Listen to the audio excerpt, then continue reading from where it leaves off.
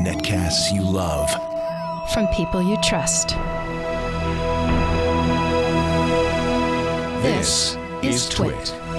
Bandwidth for the Tech Guy is provided by CacheFly. CacheFly.com. Hi, this is Leo Laporte, and this is my Tech Guy podcast. Our show originally aired on Sunday, July 3rd, 2016, on the Premier Networks. This is episode 1302. Enjoy. The Tech Guy podcast is brought to you by the Ring Video Doorbell. With Ring, you can see and talk to anyone at your door from anywhere in the world using your smartphone. It's like caller ID for your home. Go to ring.com/techguy and get $50 off one of their Ring of Security kits, the bundle kit or the Pro Bundle kit, but this is a limited time offer at ring.com/techguy. And by Atlassian. Unleash your team's potential with collaborative software tools like HipChat and Jira that will let you work and communicate better together. Visit Atlassian.com to learn more. And by Epson's new EcoTank printers. With Epson's line of SuperTank all-in-one printers, you can print thousands of documents without running out of ink.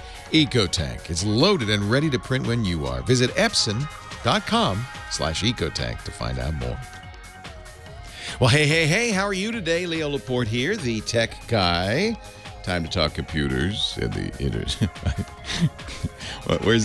So I'm channeling Barry White. Hey, baby. Time to talk computers and the internet. Home theater, digital photography, smartphones, smartwatches, and all that jazz. Jazzy Wazzy. 8888 Ask Leo. That's the phone number. If you'd like to join us, I said that really fast, didn't I? 888-827-5536. Toll free from anywhere in the U.S., Canada, outside that area, you can call collect. No. See, I said it too fast again. You can't call collect. Heather Hammond, the phone ranger, will ignore you. We went over this last week. I hope we don't have to go over this again. Thank you. You can call via Skype, though. It won't cost you anything. 8888 Ask Leo. Website, techguylabs.com. Techguylabs.com. You know what I did last night? I watched a Broadway play, a Broadway show, She Loves Me, streaming over the internet. What? They actually streamed it Thursday, and I didn't know. And but there's this site called Broadway HD, and there's this application for you can put it on your Apple TV, your Roku. You can watch it on your computer via the web, and it's the first time ever they've streamed a Broadway show to the internet live, and it was really fun. And you know, it made me realize, because I think they probably looked at those last couple of years where they did Sound of Music live, remember, and The Wiz live, and Grease live, and they said that we could do better than that, because this is a show with a real audience on a real stage instead of kind of a fake Hollywood soundstage with no audience. And it's kind of weird to watch Grease and there's not really any applause or laughter or anything, right? And same with the sound. They were kind of weirdly dead. And it was fun. She Loves Me. It was fun. It was fun. It was a Broadway revival of a 60s romantic comedy musical. You know, very light material. But I hope we see more of that. I think that's wonderful. You know, Broadway resists this. So many businesses resist the impact of the internet on their business. I still kind of am surprised when I'll go to an art museum and they'll say no pictures, please, no pictures, because I guess they want you to buy. It's always because they want you to buy. In the case of Broadway, they want you to buy tickets. In the case of the art museum, they want you to buy the book at the end in the gift shop with the beautiful images that they've taken. But what they forget is the huge promotional value of Instagram and Facebook, and of people taking a picture in a museum, and not just of a painting, it could be of any kind of museum, and posting it on Instagram and saying, I saw this. And this is how the modern generation finds out about things. So I think you're kind of missing the boat. Broadway's been resisting that. They're terribly afraid that if people can sit at home and watch a streaming Broadway show on their computer, they won't come and see the show in person. I don't think that's true. Remember, the movie industry was terrified of TV, and then later of DVDs and VHSs. I think it was the Motion Picture Association of America that testified in front of Congress what did he say? He said the VHS recorder is to the movie industry as the Boston Strangler is to a woman home alone. What? Not only is that a horrible thing to say, Jack Valenti said that, right? Head of the MPAA. Not only is that a horrible thing to say in general, it's really not true because this was in their attempt to kill the VCR. The movie industry said, oh, no, that's that. You can't let that happen. They lost. And guess what? It was a huge boon to the movie industry. Huge. Multi-billion-dollar business. And it didn't hurt ticket sales particularly. And it saved a lot of movies. I just read a wonderful book by Carrie Elwes, who played Westley in The Princess Bride. Remember that movie? It was a wonderful Rob Reiner film in the 80s that Fox, which marketed it in the U.S., couldn't figure out how to market. Was it a comedy? Was it a romance? Was it an adventure? Was it a children's story? They didn't know. And, it was all of the above. So it was confusing. So Fox did a terrible job of marketing. They didn't even open it nationwide. They opened it in 2 markets, and then they kind of dribbled it out, and it just flopped, basically, in the box office. And that would have been that pre-VHS tapes. But that Christmas, when the VHS tape came out, lots of people bought it. And suddenly, now, and I think Carrie in his book really credits this to the internet. Thanks to the internet, the ability to watch streaming movies. You can watch it on Netflix now. The Princess Bride is a cult favorite. And I think it's made its money back by the VHS sales. I know it has. And DVD. So it's not unusual. It's not surprising, except it is because you'd think that Broadway and these museums would kind of look and see the history of this and say, oh, it's scary, but maybe it's not the end of the world. And guess what? It's going to happen anyway. The reason Broadway HD exists is because some very forward-thinking people at the Broadway musical Hamilton decided, hey, what if we every Wednesday went out and did a performance on the street for the fans waiting in line to get tickets, and it's a long line, and a lot of them will be disappointed. Let's do a performance in the street, #ham4ham, and encourage them to record it on their smartphones and post it onto the internet and on the Instagram. And guess what? Huge success, huge promotional vehicle. And I don't believe it's cut ticket sales. I think they're sold out through next year. In fact, it's probably helped all of Broadway because a lot of people, I think, probably said, let's get some Hamilton tickets. And then failing that, okay, well, what else is there? So, it's funny how this lesson has to be learned over and over and over again. And maybe in your business, too, whatever that may be. Yeah, I think of the newspaper business and how they struggle because, of course, the business is different when the internet suddenly happens. And now a bad thing is really happening to the newspaper business. So at first, you could have a New York Times website and hope that people would go there and read the news there, and maybe you could make some money on it. Maybe not as much money as if they subscribed to the print edition, but at least they'd be reading it and seeing the ads. Now, even that's not enough because people don't go to websites anymore, do they? I mean, if you read the news, where do you get the news? You look at your Facebook stream and you might click a link on an article you're interested in, or you look at your Twitter stream and might click a link. You go what they call deep link into the New York Times. You'd probably never see the front page. And so that's why you see all those things. And you might also here's an article you thought you might like too, and all around the page saying, please read more, read more. But really, that's not how we do it anymore. We get our news from aggregators like Facebook. It's one of the reasons newspapers are very worried this week because Facebook announced, what is it with Facebook? And it changed to the news feed. Oh, what's this month's change? This month's change is more from people you know, your family and friends, and less from news organizations like the Washington Post and the New York Times. Well, duh. Isn't that why people join Facebook? I didn't join Facebook to find out what the news of the day is. I joined Facebook to see what Mom's up to. And my high school sweetheart. I wonder what she's up to. Where is she now?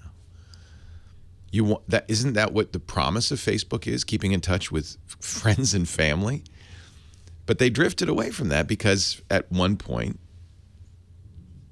they changed their minds very frequently. At one point, Mark Zuckerberg said, no, we don't want to be a social network. We want to be a a media network. We want to be a news source. And then people started accusing it of shading the news to favor their own personal political views, and they realized, well, this isn't such a good idea. But pity the poor Washington Post, which went all in on Facebook. Oh, this is going to be our new traffic generator. All of a sudden, Facebook pulls the rug out from under them. What a world. Anyway, I was glad to watch a Broadway stream on TV in the comfort of my own home with popcorn. They had the intermission and everything. It was great. I hope they do more of that. BroadwayHD.com. I want to give them a little plug. All right, let's take some calls. 8888 Ask Leo. Leo Laporte, the tech guy.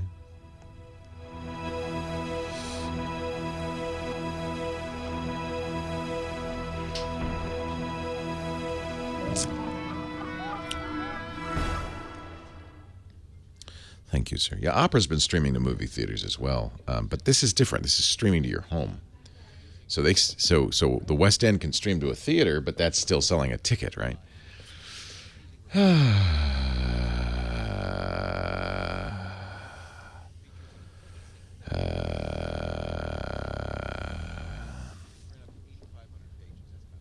Now, my complaint about Linux Mint is that it is a desktop environment posing as a distro.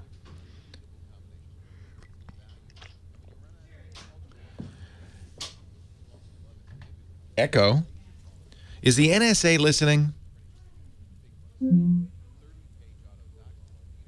Echo, is the NSA listening? What Easter egg? Echo, is the NSA listening? I don't have the Easter egg, Dr. Mom. I think it was $10 for the stream. I wanted to support it so much, the Broadway HD, that I bought a subscription for a year, even though there's only one play. They have other stuff, but instead of saying I don't understand, it just shuts down. That's the Easter egg? You're saying that's on purpose? Echo, is the CIA listening? Sorry, I didn't understand the question I heard. Echo, is the NSA listening? Oh, I get it. Echo, have you ever received an NSL? I wasn't able to understand the question I heard. Echo, have you ever received a national security letter? I can't find the answer to the question I heard. Echo, is the NSA listening? Well, we'd like to welcome another listener to the radio show, the NSA.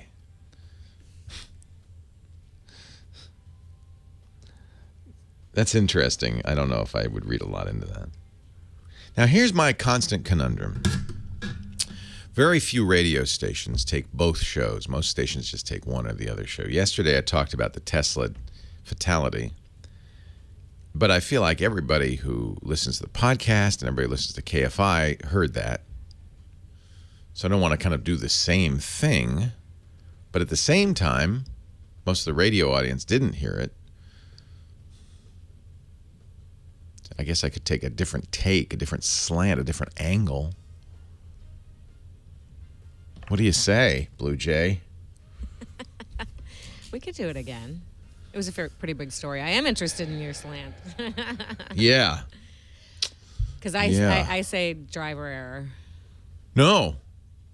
Well, the driver error was to trust the autonomous vehicle. Yes.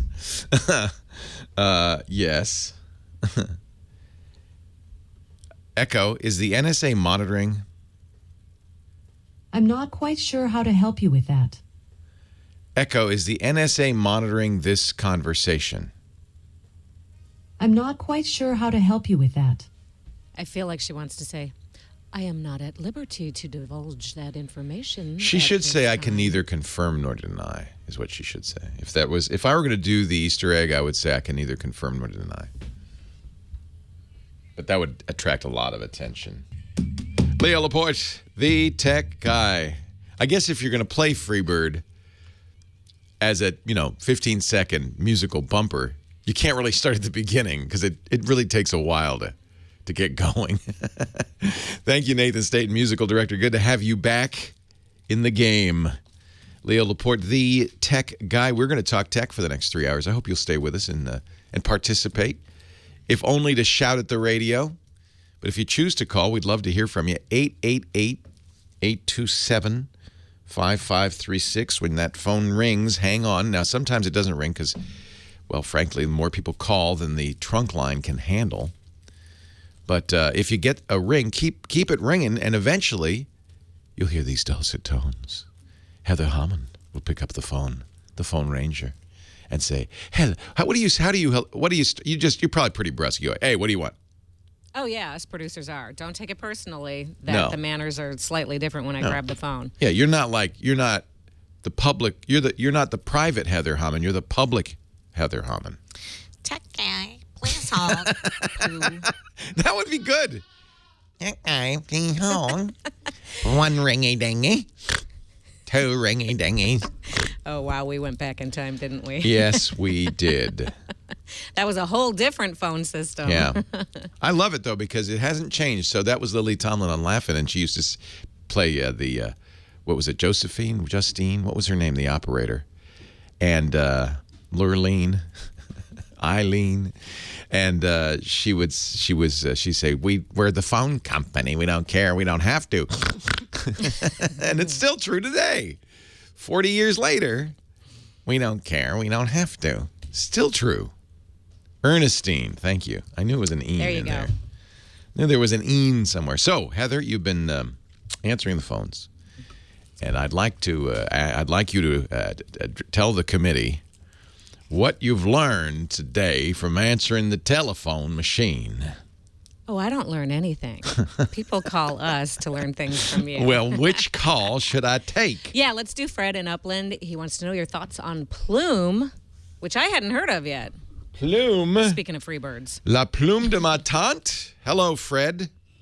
Hi, how you doing? I'm well. Welcome. Yeah, I was looking at the Plume Wi-Fi. I have a pretty big house. It's 5,300 square feet, and I have the network extenders, Netgear, and a Netgear router. But the signal strength just isn't strong, and between the extenders, it keeps swapping out, and I get really bad bandwidth on the computers. Yeah, this is such a ubiquitous problem. Everybody has bad Wi-Fi. That 3 companies, not one, not two, but 3 companies have started up to address this, and all 3 of them have kind of the same idea. Plume is one of them.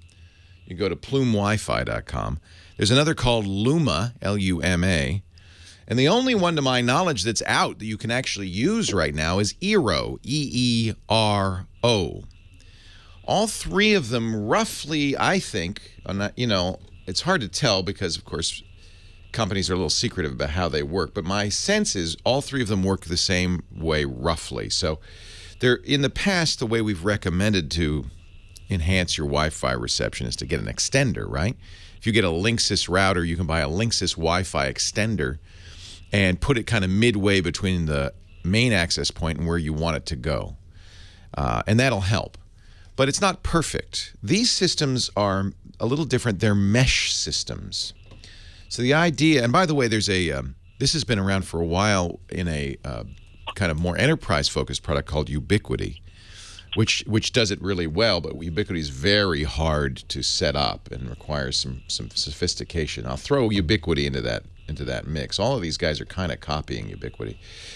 Now, the only one I've used is Eero, but I have pre-ordered Plume and Luma. I don't know when you're going to get your Plume. The issue, of course, the first issue you're going to see is that Eero and Luma are fairly expensive. Eero is the most expensive. It's what? Yeah, I'm just looking at that now. $500. $500 for 3. So that you could buy one, which would still be expensive at $200, but one isn't really going to do it for you. You want the 3-pack on all of these because the idea is you set up the base station. They're all identical. And then you connect in the other 2, either via Ethernet or via Wi-Fi. They could be either one, okay? And then you're creating something we call a mesh network. That's different than extending the Wi-Fi.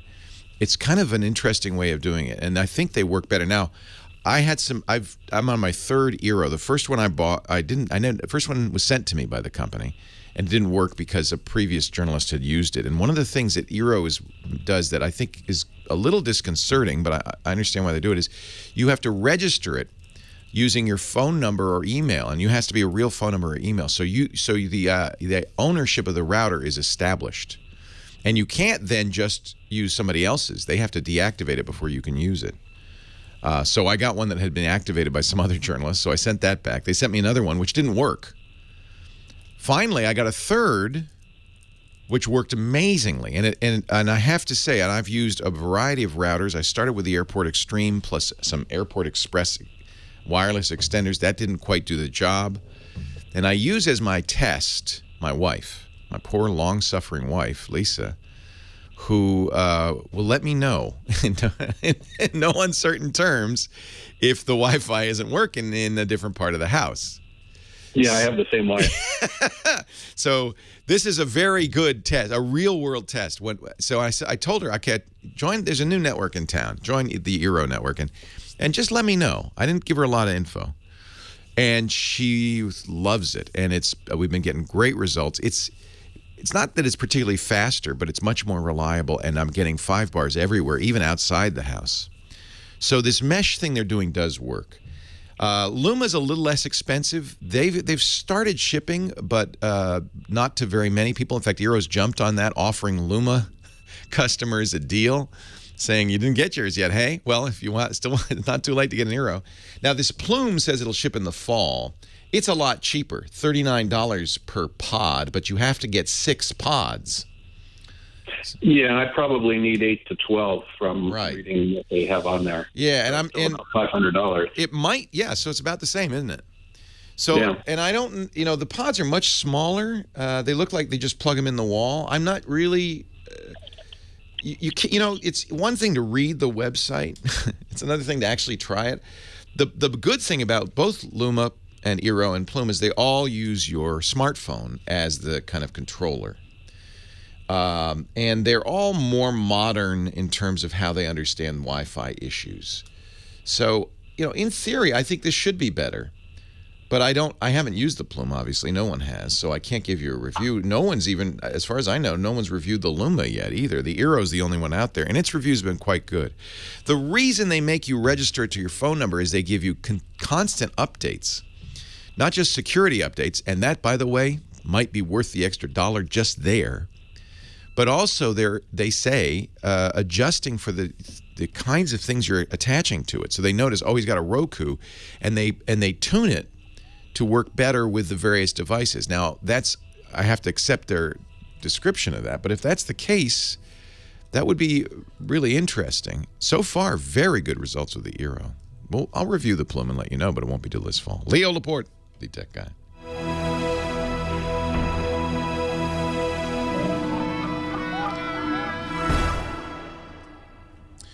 No, it's not. So if you use the,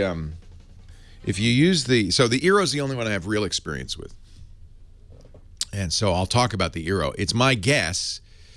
Ubiquiti, by the way, does this as well. This is how Ubiquiti works. The problem with the Ubiquiti routers, they're cheaper, but until recently, you had to run a PC running a Java client to use them. So they didn't do a whole lot. I suspect it's exactly the same or very similar technology, but they're geeks, and so it was intended for a business, an enterprise with an IT department. So it wasn't really. We use I think we're using Ubiquities here. Russell certainly used them extensively, and I asked him, and he said now they have a Ubiquiti gateway that's still running that Java client. But it's not going to be as easy to set up or as easy to use. It is less expensive. And there's no question Ubiquiti works. This studio is an incredibly challenging Wi-Fi environment. And we've gone through a lot of different things. We had some HP Enterprise routers. We may still be using those. I'm not sure. For some reason, I thought Russell had put in Ubiquiti, but I may be wrong on that. But you do see Ubiquities everywhere. We were down at Universal Studios, and I was wandering through the sound stages, and I noted Ubiquities all over. So that's a very common place where you have an IT department that knows how to manage and maintain them. The Eero is designed to be effectively the same thing, but a normal person can do it. It does port forwarding. It does something really nice, which is IP address reservations, which is a very handy thing. But it doesn't have nearly the variety of features something like the ASUS AC6300, which is my main router. Is it the 60 or 3200? Anyway, the ASUS with the spider antennas has much more. 80 pages of configuration. The Eero is really simple. But it does port forwarding, and I have been able to port forward my server with it, and do SSH through it. I had to reboot it to get it to work, but eventually got it to work. EERO, by the way, not Euro. We seem to have 5 bars everywhere. I mean, the Wi-Fi is very strong, and I have tried a lot of different. As I said, I did the Airport Express. And Airport Extreme. I later moved to this AC3200, the ASUS, with TP-Link powerline extenders, and even that didn't work real well. And that unfortunately gives you a bunch of base units, SSIDs. So that was kind of funky. The Eero is very straightforward, and I put one unit next to the router in my office. One unit on the east wing, one unit on the west, or I guess it's the north and south wings of the house. So kind of spread them evenly throughout the midline of the house. And now everywhere has very good coverage. Speed did not improve. Now, Stacy Higginbotham, who also has an Eero, has Ethernet to all 3 Eeros, and they still form a mesh network. That would probably be the best way to do it.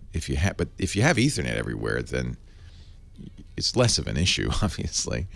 I don't have Ethernet everywhere. So I have Ethernet in the base unit in my office, and then it's connected via Wi-Fi to the 2 satellite units, and then apparently they form a mesh. What else can I tell you? It seems pretty good. It's simple software, so if you're a geek, you're going to want a Ubiquiti, frankly. But but for normal users, I think it might be the right choice. It's just so darn expensive.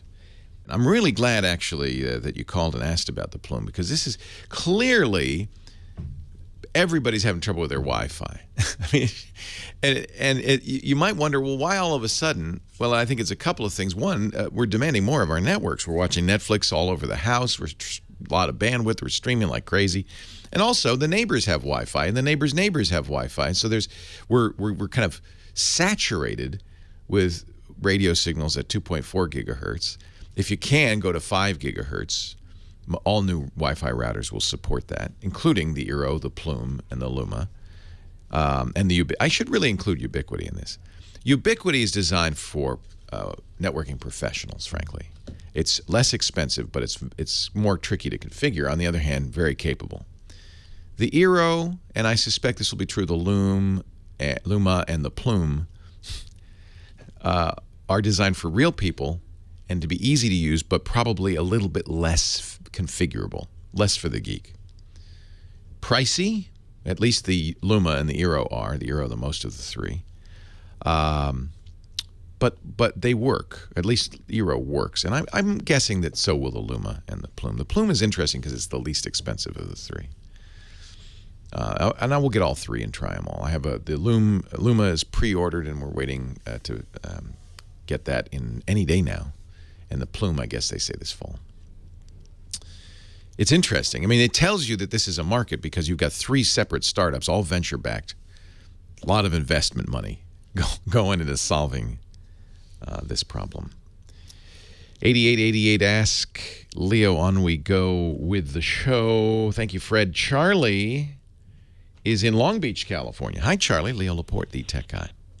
Oh, thank you for taking my call, Leo. Thanks for calling. My issue, I listen to your show all the time, and I'm always learning something new, and I love it, by the way, so good job there. Thank you. I appreciate it.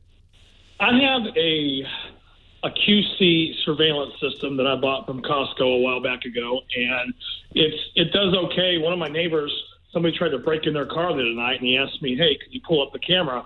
And it was at night, and I pulled it up, and it's like I see a lot of grainy. It's just not the greatest, and I'm trying to upgrade. Somebody told me about, I guess, the IP cameras that connect to your Ethernet. Right. I don't know anything about that at all. So if I'm going to switch over to that, what's involved and what kind of a system should I look at? So QC does sell IP-based systems. The one you have is cabled via coax cable. Is that correct?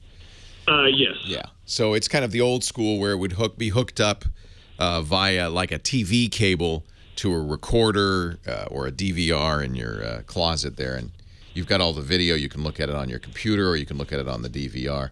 Now, the QCs that they're currently selling have built-in infrared, I assume they're infrared lights. They have invisible lights to light up dark areas. But you're not happy with the results of that.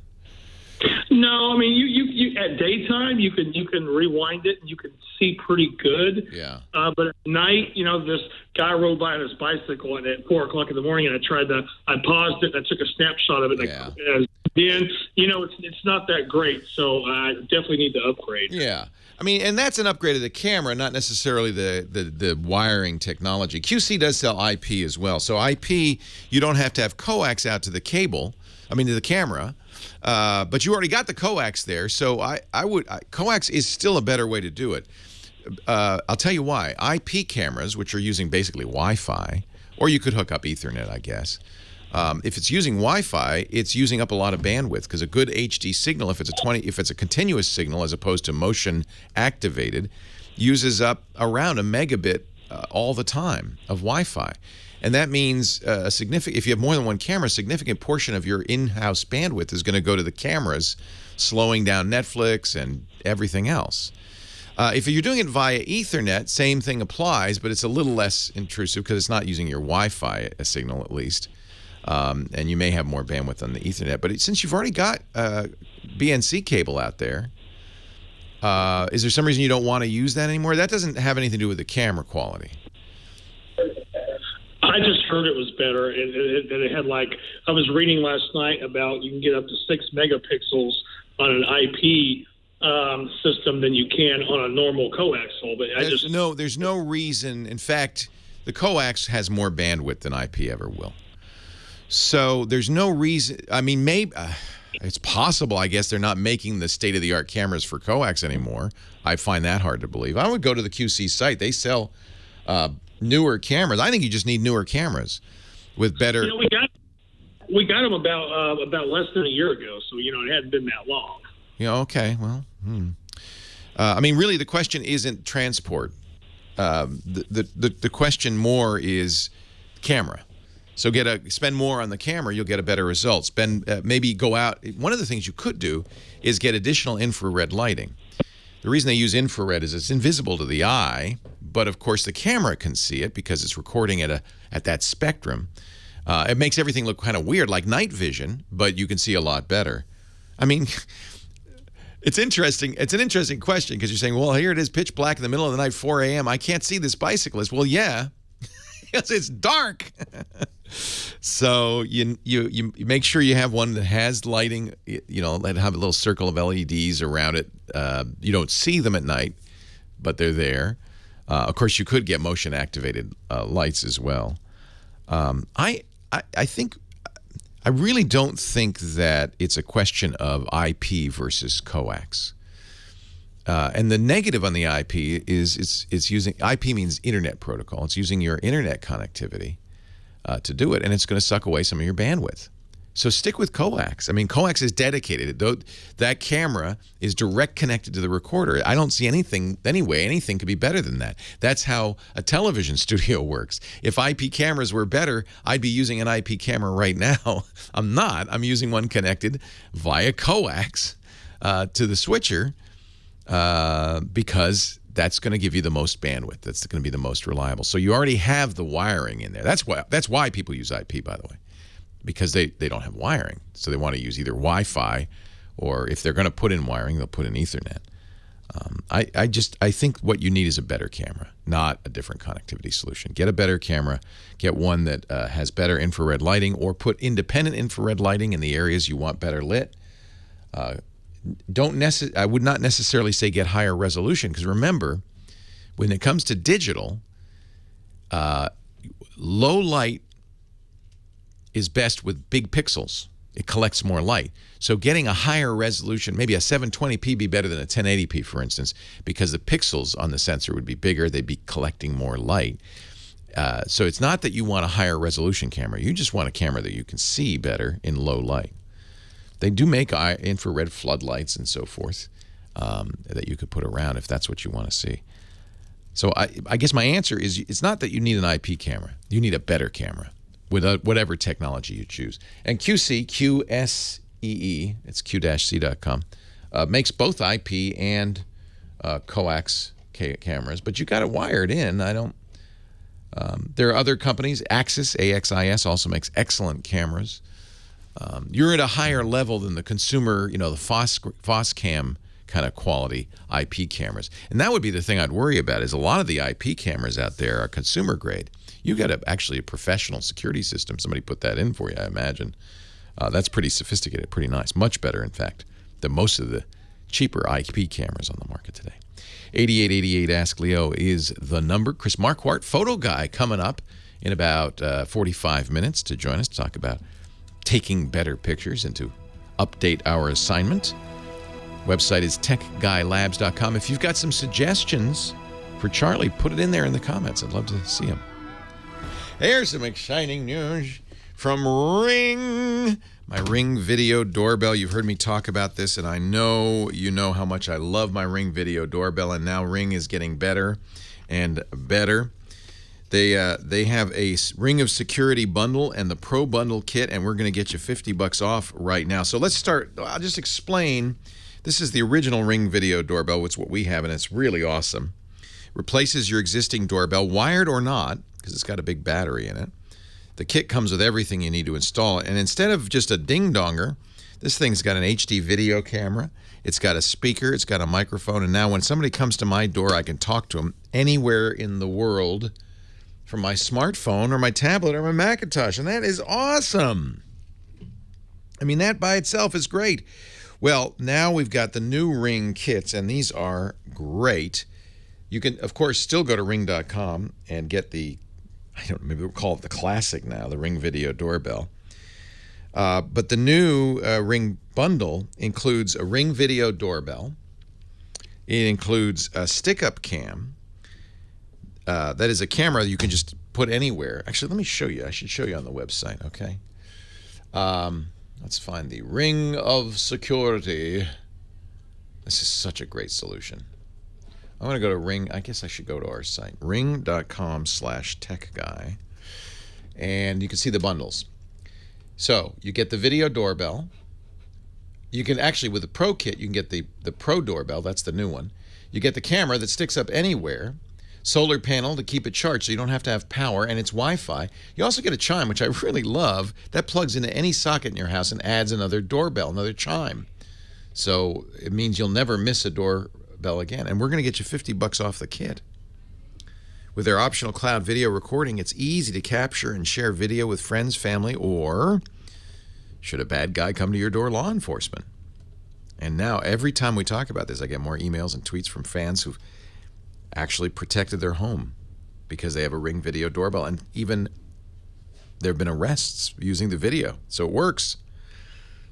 Crystal clear 1080p HD video on the new Ring Pro and night vision, and it's hardwired, so you don't have to ever charge it. I mean, this is really awesome. The Ring of Security bundle kit or Pro bundle kit, $50 off when you go to ring.com/techguy. Ring.com/techguy. Read the customer stories. I mean, it's so great. I use it all the time. When the delivery guy comes, I could say, hey, leave the they have a new policy in our neighborhood because there have been a lot of packages stolen. UPS won't leave it on the doorstep. But I can, with a Ring, I can say, oh, that's no problem. Just put it around the corner there behind the fence, and they'll do that. And so I don't miss deliveries anymore. I was for a while. They said, no, we can't deliver it because you're not there. Ring. I forgot. I got Ring's the thing. Ring.com/techguy. $50 off the Ring of Security kit. It's a celebration. Only Cool is still around. It's a whole new, I think it's a whole new band. But I saw Cool and his new gang on Friday playing this song. That was fun. That was fun. It's a surreal thing to see a band play a song you've heard a million times on the radio. And then it sounds exactly the same. Oh. Well, some of their other songs didn't, like Joanna, another one of their hits. They did kind of a newer arrangement of it. But you don't mess with the classics. You don't mess with Celebration. Maybe not. I mean, that's if you did that differently, and I hate it when bands do that. Don't depart too much. You can't. People want you. We saw Stevie a month ago, and when he does Superstition, he does the same one that you heard on the radio. Right? He's got to. And it's such a distinctive lead off that as soon as he plays one note, the crowd goes crazy. Same thing with Celebration. You hear that those 70s guitars. Love the sound. Leo Laporte, the tech. I thank you. A tip of the hat to Nathan Staten, our musical director. Picks up on every cue. He's amazing that way. Back to the phones we go, and I'm going to try. The next button wasn't working yesterday with Kim. I'm going to try the next button. So Gerald, you see that the double the hash marks there? Okay. Yeah. See, it does that thing. It makes it a phone thing. See that? Is there Lord. something? Yeah. Is there something you can do about that? Gosh, on my end. Oh, Yeah. It looks like he's on the air. No, now. because I pushed the other button. You had to do. Okay. But the next button's not working. Nobody believes me when I say that.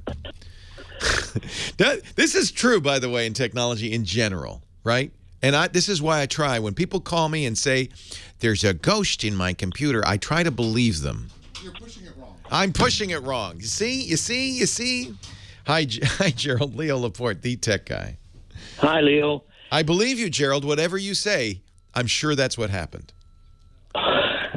What happened? All is good. Oh, good. You hear me? Okay, yes.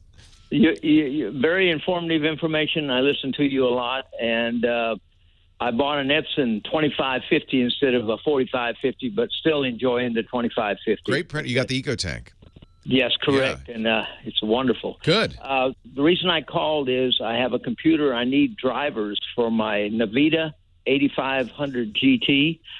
And every time I go to try to get drivers, used to you'd be able to download a driver and update it. Now everybody wants to charge you to do that. Is there any way? Oh, don't go anywhere that'll charge you. No one should charge you for that. So anybody who's asking for money is a crook. Josh. Okay, That's seriously. why I called you and find out how to go about getting because drivers. you paid for the hardware already. The driver should be free. So the NVIDIA card you have is a graphics processor that speeds up graphics. A lot of times when people buy a computer these days, they don't have a dedicated GPU. That's what we call it. But it is better if you do. Games will be better and so forth. That's an older one, right? So most of the time what happens is there's 3 different drivers you could use. Usually Windows will pick up any new hardware, and we do something called plug and play. We'll automatically download the right driver from it using Windows Update. So in general, that's the way I recommend you do it. So you run Windows Update, and it may not be, it almost certainly won't be a critical update. It may not even be a recommended update. It might be an optional update. Microsoft categorizes its updates. So you won't necessarily get it unless you look and you see in the optional updates, oh, there's an NVIDIA 8500 update. Well, sometimes when I turn my computer on, the video card, it looks like it's going out. I know when it's working and when it's not, but it goes gray and it goes to a different setting. Yeah, you're right. You should always first thing to suspect is the drivers. So check. So see if you can get the Microsoft drivers. Now I said there are 3 sources for drivers. There's also a Windows Hardware Quality Lab, WHQL driver. This is usually an older driver that NVIDIA or whoever the manufacturer of the card paid for to get Microsoft to certify. If you're having trouble with the one that comes down, the WHQL is usually the most bug-free, although, as I said, sometimes older, so it might lack features. I have to correct myself. There's actually 4 sources when it comes to NVIDIA, because NVIDIA doesn't make its own cards. They make a spec, And then other companies make the card. So a third place to go is the company that made the card. If it's not NVIDIA, it may be Asus or Acer, or there are lots of companies that make NVIDIA video cards. So if it's an Asus card, you'd then go to the Asus site and try their driver. And they may even have two drivers. They may have an Asus driver and a HQL driver. And then the fourth source for an NVIDIA driver is NVIDIA itself. As said, they don't make the hardware, but they do make what we call reference drivers. That is software that they then publish so that companies like Asus can use it as a starting point for their driver. In general, I recommend you use the NVIDIA driver. So the best thing to do is go to NVIDIA.com, NVIDIA.com, and look at the model. Look for the model number. There's a driver's section, exact model number of your card. And you're going to download not a specific driver, but kind of a utility that they offer that includes the driver, but also a user interface and configurations and stuff like that. So it's NVIDIA.com/download. There's a download driver section. You pick the product type, GeForce Quadro, NVS, Tesla, Grid, 3D Vision. You have a GeForce. You pick the series. I think you said 800. 800 or 800M, I don't know. And then you pick the product and you download it. And what you're going to probably get is a larger tool that is kind of a control panel as well as the driver. That's fine. Definitely do that. Uninstall the old driver if you're still having problems, because sometimes that can conflict. So if you have a corrupt driver, which it sounds like you do, go into the device manager and remove the video card driver, and then install the NVIDIA driver. Actually, I think if you install it from the NVIDIA tool, it'll probably remove the old one. If that's still, and then reboot. Somebody in the chat room says, don't forget to reboot. Yes, reboot, because until you reboot, the driver's still in memory, the old one. And then if you're still having problems, then it could be hardware. And Dr. Mom in our chat room is suggesting the best way to figure that out, which is to boot into safe mode. So, you reboot the computer, and depending on its age, you hold the shift key or you tap the F8 key, but you want to get into the boot menu and boot into safe mode with networking. That will boot up Windows in a version of Windows that doesn't use the NVIDIA driver, but a very generic 640 by 480 VGA driver. It'll look terrible, but if everything's working fine, then you know it's a driver issue, because the hardware would still have problems if it were a hardware issue. All right, that's everything you'd ever want to know, and then some, about fixing a video driver. Before you do that, your most important assignment of the day, back it up. We are going to take a break for news at the top of the hour with your friendly local announcer. And then I'll be back with more Tech Talk at 8888 Ask Leo. Don't forget, TechGuyLabs.com is the website. Great place to go if you've got questions. Leo Laporte, the Tech Guy. Well, hey, how are you today? Leo Laporte here, the Tech Guy. Time to talk about, it's computers, that's it. And the internet and home theater. Now it's coming to me. Digital photography, smartphones, smart watches, anything with a chip in it. Our digital photographer, our photography guru, he's also a film photographer, Chris Marquardt, will join us in half an hour.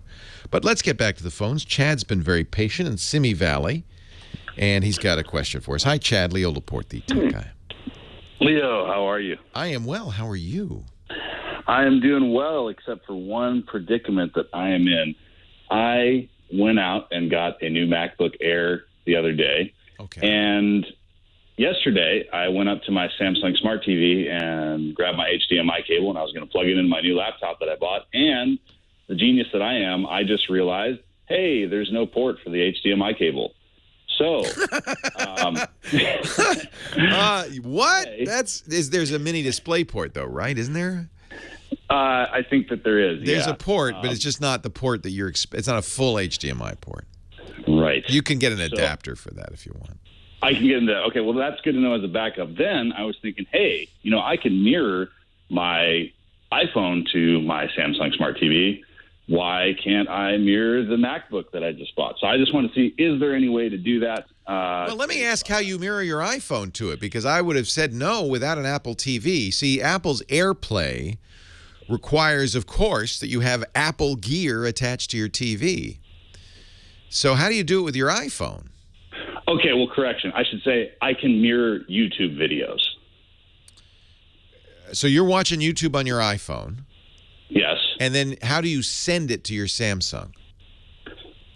Well, when I access the YouTube app on my iPhone, there's a little mirroring feature that pops up, and then I look for Samsung, and I click the Samsung, and then lo and behold, I'm watching YouTube videos on my TV. Do you have a Chromecast? I don't. I don't even know what that is. I wonder if the Samsung has Chromecast built into it. I bought the Samsung Smart TV at Costco about a year and a half ago. Okay. So Mike B in the chat room saying Samsung does support. So here's the problem.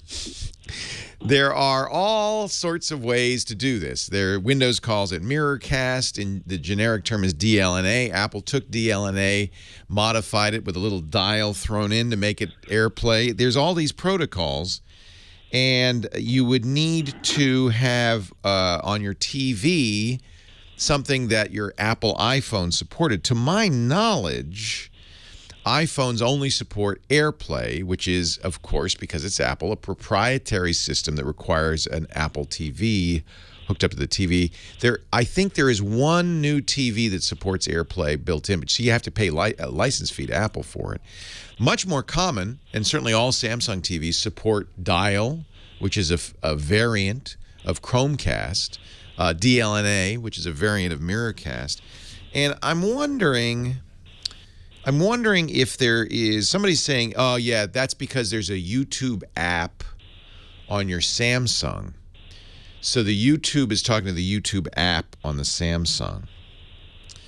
And that might make sense. So what's happening, and you can maybe describe this, and maybe this will confirm it. If you open the YouTube app on your iPhone, you pick a video, then you say, there's a button, you say, does it say Samsung? What does that button say? Yeah, it just sees other things.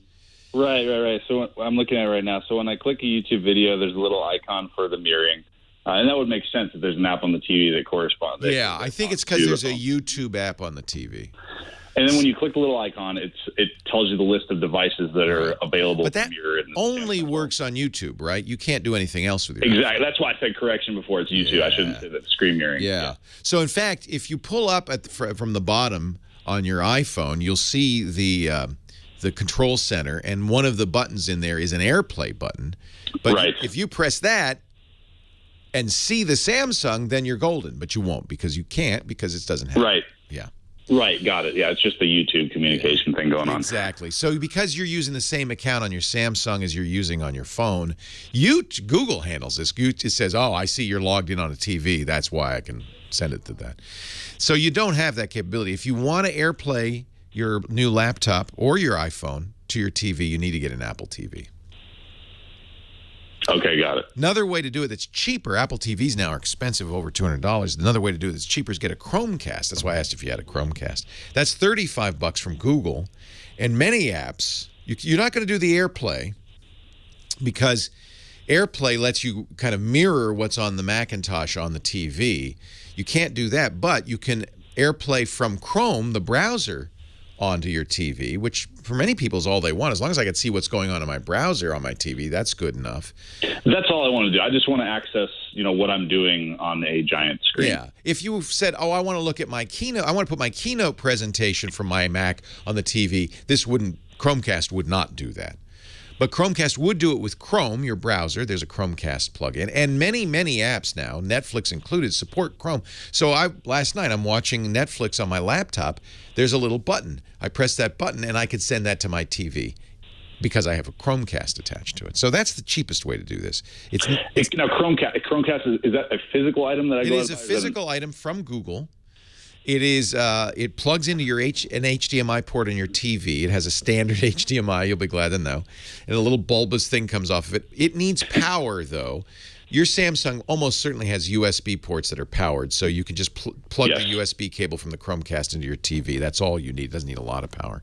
And then for $35, you can Chromecast your TV, which means that any, iPhone, Android phone, Macintosh, if that application you're using supports Chromecast, which many do, you can Chromecast to the TV.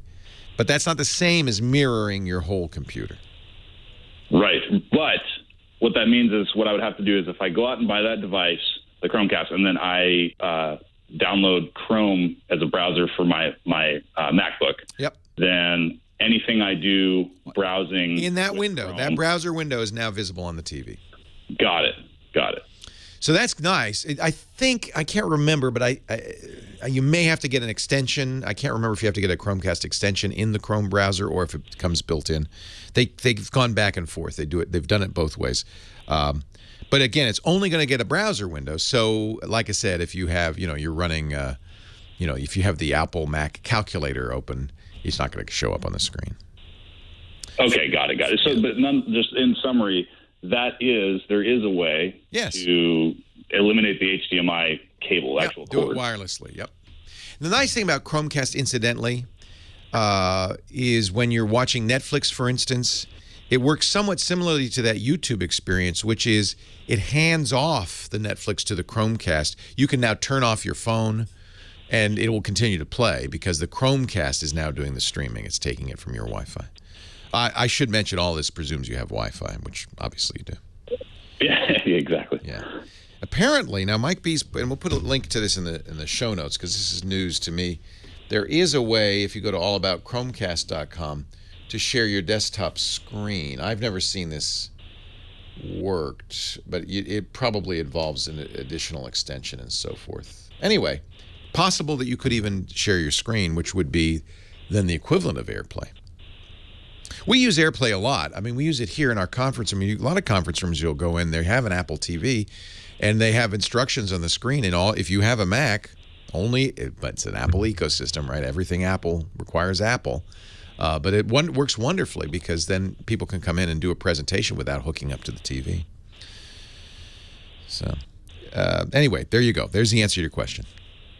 I like the Chromecast. I think this should be, given that it's $35.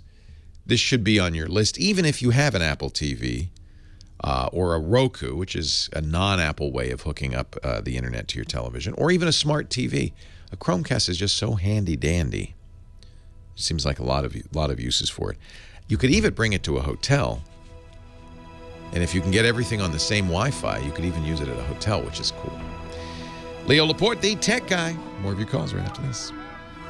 Leo Laporte, the tech guy, 8888 Ask Leo. The phone number. Warren is on the line from Haymarket, Virginia. Hey, Warren. Hey, Leo. Thanks for taking my call. Thanks for calling. Thanks for hanging on. I am one of those Windows 7 users who have elected not to upgrade to Windows 10 and grow increasingly frustrated by the length of time it now takes to get Windows 7 updates. Oh, I know, but they fixed that, by the way. Well, not quite. Oh. I happened to pick up on that through Patrick Norton was reporting on that on TechThing, and he referenced an article in InfoWorld on the 22nd of June. And I thought that was pretty interesting because the fix that Microsoft officially posted on their June 2016 update roll-up isn't really the whole solution. According to the InfoWorld article, you first have to install a servicing pack update from last year, which in itself supposedly caused some problems. And then you've got this roll-up containing several unrelated patches. Yeah. You know, I see this as just another attempt by Microsoft to try and frustrate the heck out of Windows users and get us to move to Windows 10. There is definitely that conspiracy theory going around. Like, why should Microsoft fix this? And the fix is a little weird. You do want to get that convenience roll up, for sure. Right. What I wanted to ask you, what do you think the chances are of Microsoft actually pushing out a single update that would fix this thing to make it as simple as possible for people? So I have really mixed feelings about what's going on at Microsoft. I don't believe the conspiracy theories. I don't think they're trying to mess with Windows 7 users. And I think the real strong argument against that is Microsoft's bread and butter is still the enterprise, is business. And many businesses are on Windows 7. The adoption rate on Windows 10 is better than Windows 8, but still, and nowhere near. I think Windows 10 is now about a third of all versions of Windows running. A third, not even a third. And most of those Windows 7 running are in businesses. And so Microsoft is not going to intentionally bite the hand that feeds them. A lot of those businesses, in fact, have volume licenses and are paying considerable amount of money. They don't have Windows for free.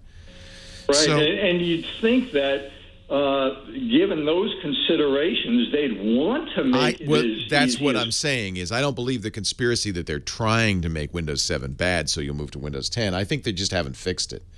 Right. And I think they want to fix it. Look how long it took them to respond to complaints about the Windows 10 upgrade dialog box.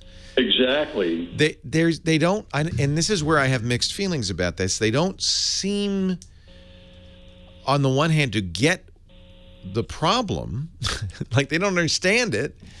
I don't know why. And then it takes them a long time to figure out how to fix it. So I don't believe that, and I may be wrong. I mean, I just don't believe that Microsoft's trying to push people into Windows 10 by making the Windows 7 experience awful. I don't think they're devoting the resources to Windows 7 that they devote to Windows 10. That's always been the case. As soon as a new version of Windows comes out, the older versions, and this is an older by 3 versions, gets less attention. So it's a smaller team. And but I'm very sure, given all the complaints by people like Paul Thurrott about this, and of course Patrick Norton and everybody, that they're working on this as fast as they can. Why do you resist Windows 10? Just out of curiosity. Leo, over the years, I've come to become more and more dissatisfied with Windows, and I think I've actually decided that once Windows 7 stops being supported, I'll say goodbye to Windows forever, probably go to Chrome OS. It's an interesting question because where do you go is the next question. And of course, most people will probably go to Macintosh. Not necessarily you might be jumping from the frying pan into the fire there. And of course, a lot of the things that you've come to expect from Windows, including a lot of Windows software, won't work on Macintoshes. Chrome OS is a great solution for people who don't need a full-powered computer, but just need a good browser. It's much more secure, it's faster, it's reliable, doesn't have any of these problems. And then I think we're seeing, interestingly, we're seeing an uptake in use of Linux, the free operating system, which is very Windows, or can be very Windows-like, and can even run Windows software with the help of some additional software called Wine. I suspect that a lot of people will end up going to Linux. Now, Linux, unfortunately, is not for the unsophisticated user. It's really for the fairly sophisticated, knowledgeable computer user, because things happen that you need to know what to do about. But it really, if you sound like a smart guy, it really is a great solution. And because Linux isn't one company, but many people, many groups, some companies, some independent groups that are not commercial, there's a lot of active support and work going on in Linux. And as a result, it's something like, the reason I say that, if something like this were happening in a version of Linux, it would be fixed so much more quickly. Right. Because people wouldn't have it. They'd rebel. Linux is primarily created and run by Linux users who want the best experience.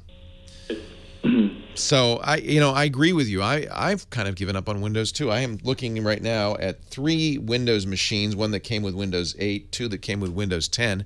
The Windows 8 machine has been converted to a Linux machine, and these remaining 2 Windows 10 machines I keep because I need to use Windows 10, but just to talk about it. But I have to say I'm much happier with my Linux machine, even though it's older, than I am with either of those Windows machines, including the one made by Microsoft, the Surface Book, which has kind of endless problems. And this is why I don't believe the conspiracy. If there were any Microsoft product that they would be all gung-ho on keeping working reliably, it would be the Surface Book, right? Their high-priced premium laptop, the first laptop Microsoft's ever made, it took almost a year to get this thing reliable. Microsoft took, and their excuse was, it's a tough computer science problem. So this does not lend confidence. Yeah. It's a shame. You know what? We need strong Microsoft, but I think what's happened is Microsoft has realized that they're coming to the end of the line on desktop operating systems. That the future really is in the cloud. The new CEO, he's been there 2 years of Microsoft, Satya Nadella, came from the cloud side, and I think Microsoft's focus going forward is supporting Microsoft customers on every platform, not just Windows. And that's where you're starting to see, I think, a little slip in the quality of Windows. I don't know what the fix is.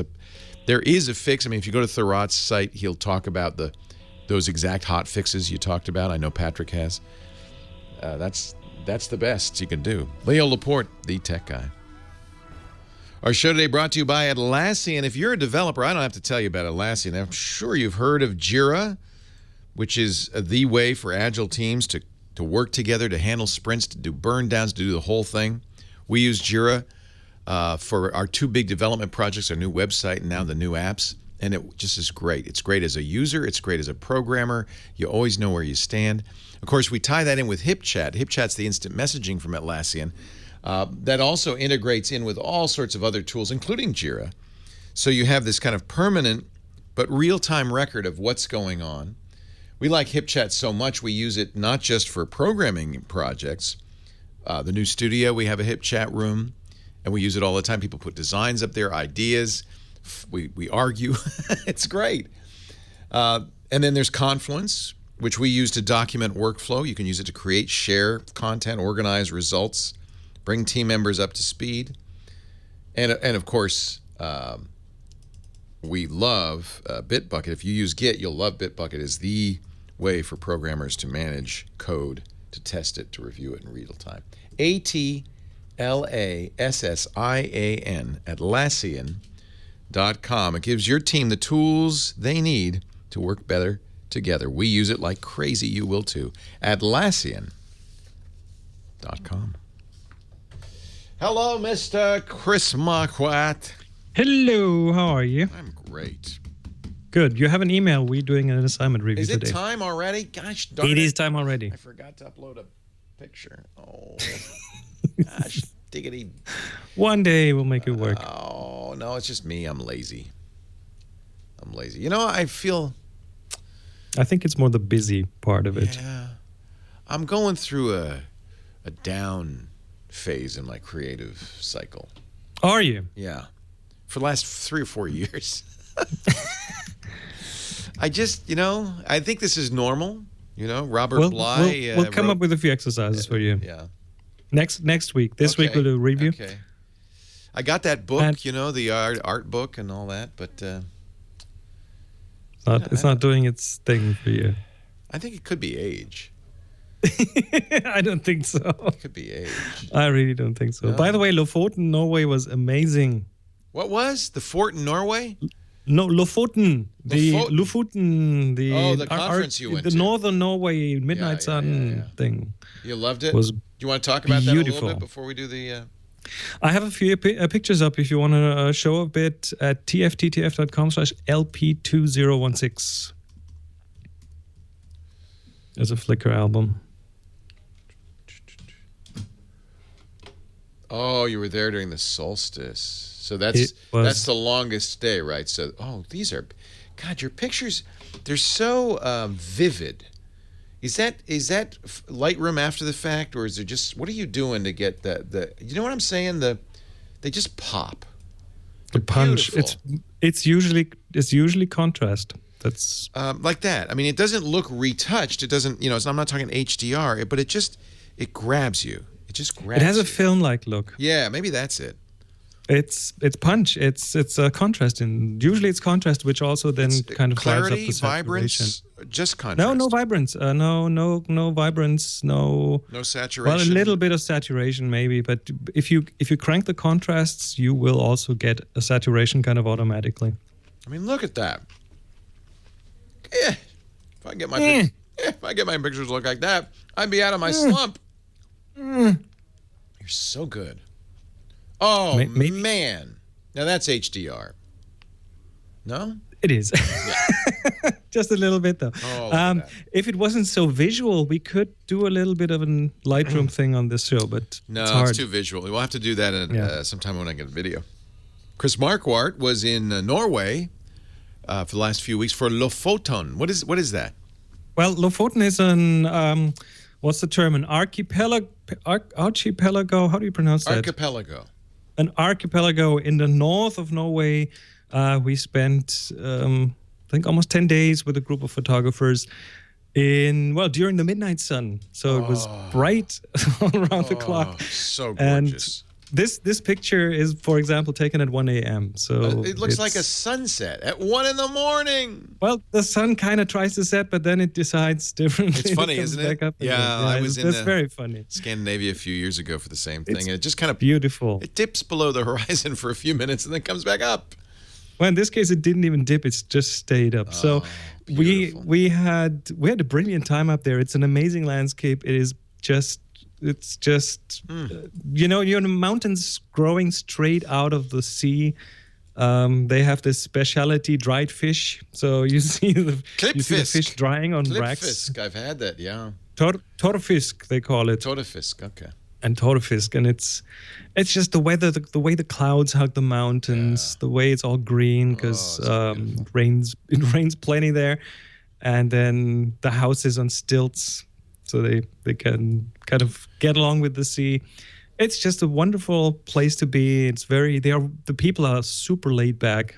The Norwegians are really amazing people. Really fun. Well, lovely images. You can. I'm sure you got a link at discoverthetopfloor.com if people want to see those, or just follow him on Flickr.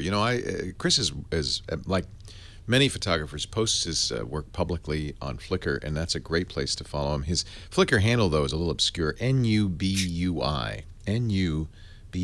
We'll put a link in the show notes. We do have some photos from Flickr today. Our assignment was technology.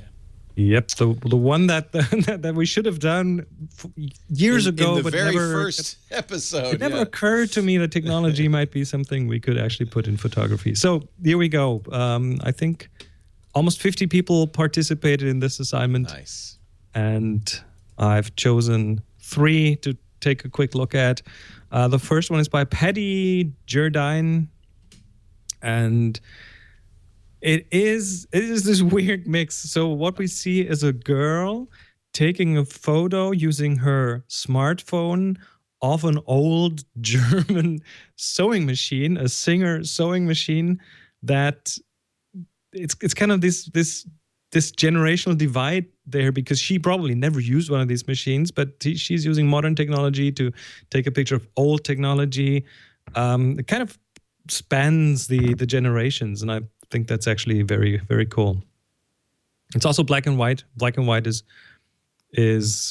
black and white reduces things and kind of brings the attention to where the contrasts are, and that is clearly towards the center of the frame where you're seeing that picture of that old sewing machine inside the frame of the smartphone. I got a deck of photography cards from photographytalk.com. I guess it's a podcast or something. It's called Lightbox, but in the box, it's so great, is a coin that you can flip, and on one side it says mono, on the other side it says color.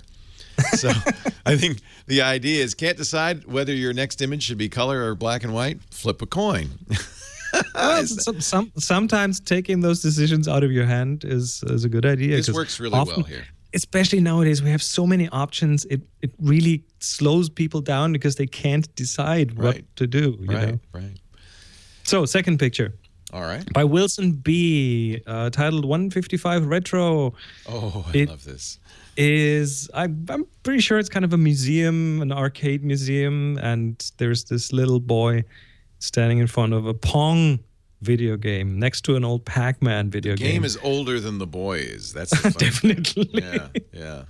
Definitely. And it's just this one little moment. The subject in the picture, even though there's lots going on, the subject is so clear. It's the boy because that's the human element, and there's no other human element in there to compete with him. And it tells a story. He's looking into the Pong window and is clearly completely absorbed there. You know what's interesting about this image, though, that makes it for me is all the yellow in it. And so I don't think this would be as interesting as a black and white photo. Here's an example where color is useful because all the machines and there's a yellow sign, and so there's this kind of predominant yellow, and that's just chance. But I like it. It grabs the eye. It's kind of cool. It is wonderful. Yeah. And last but not least, I don't even know why exactly it caught my eye. It's by D. Pizarro, titled Machined. I have the same thing that he has. What is it? It's a machined piece of block of metal. It's called a 3-2-1 block. It is machined. It's 1 inch by 2 inches by 3 inches to a precision of 0.001 inches. It's very accurately machined. Wow.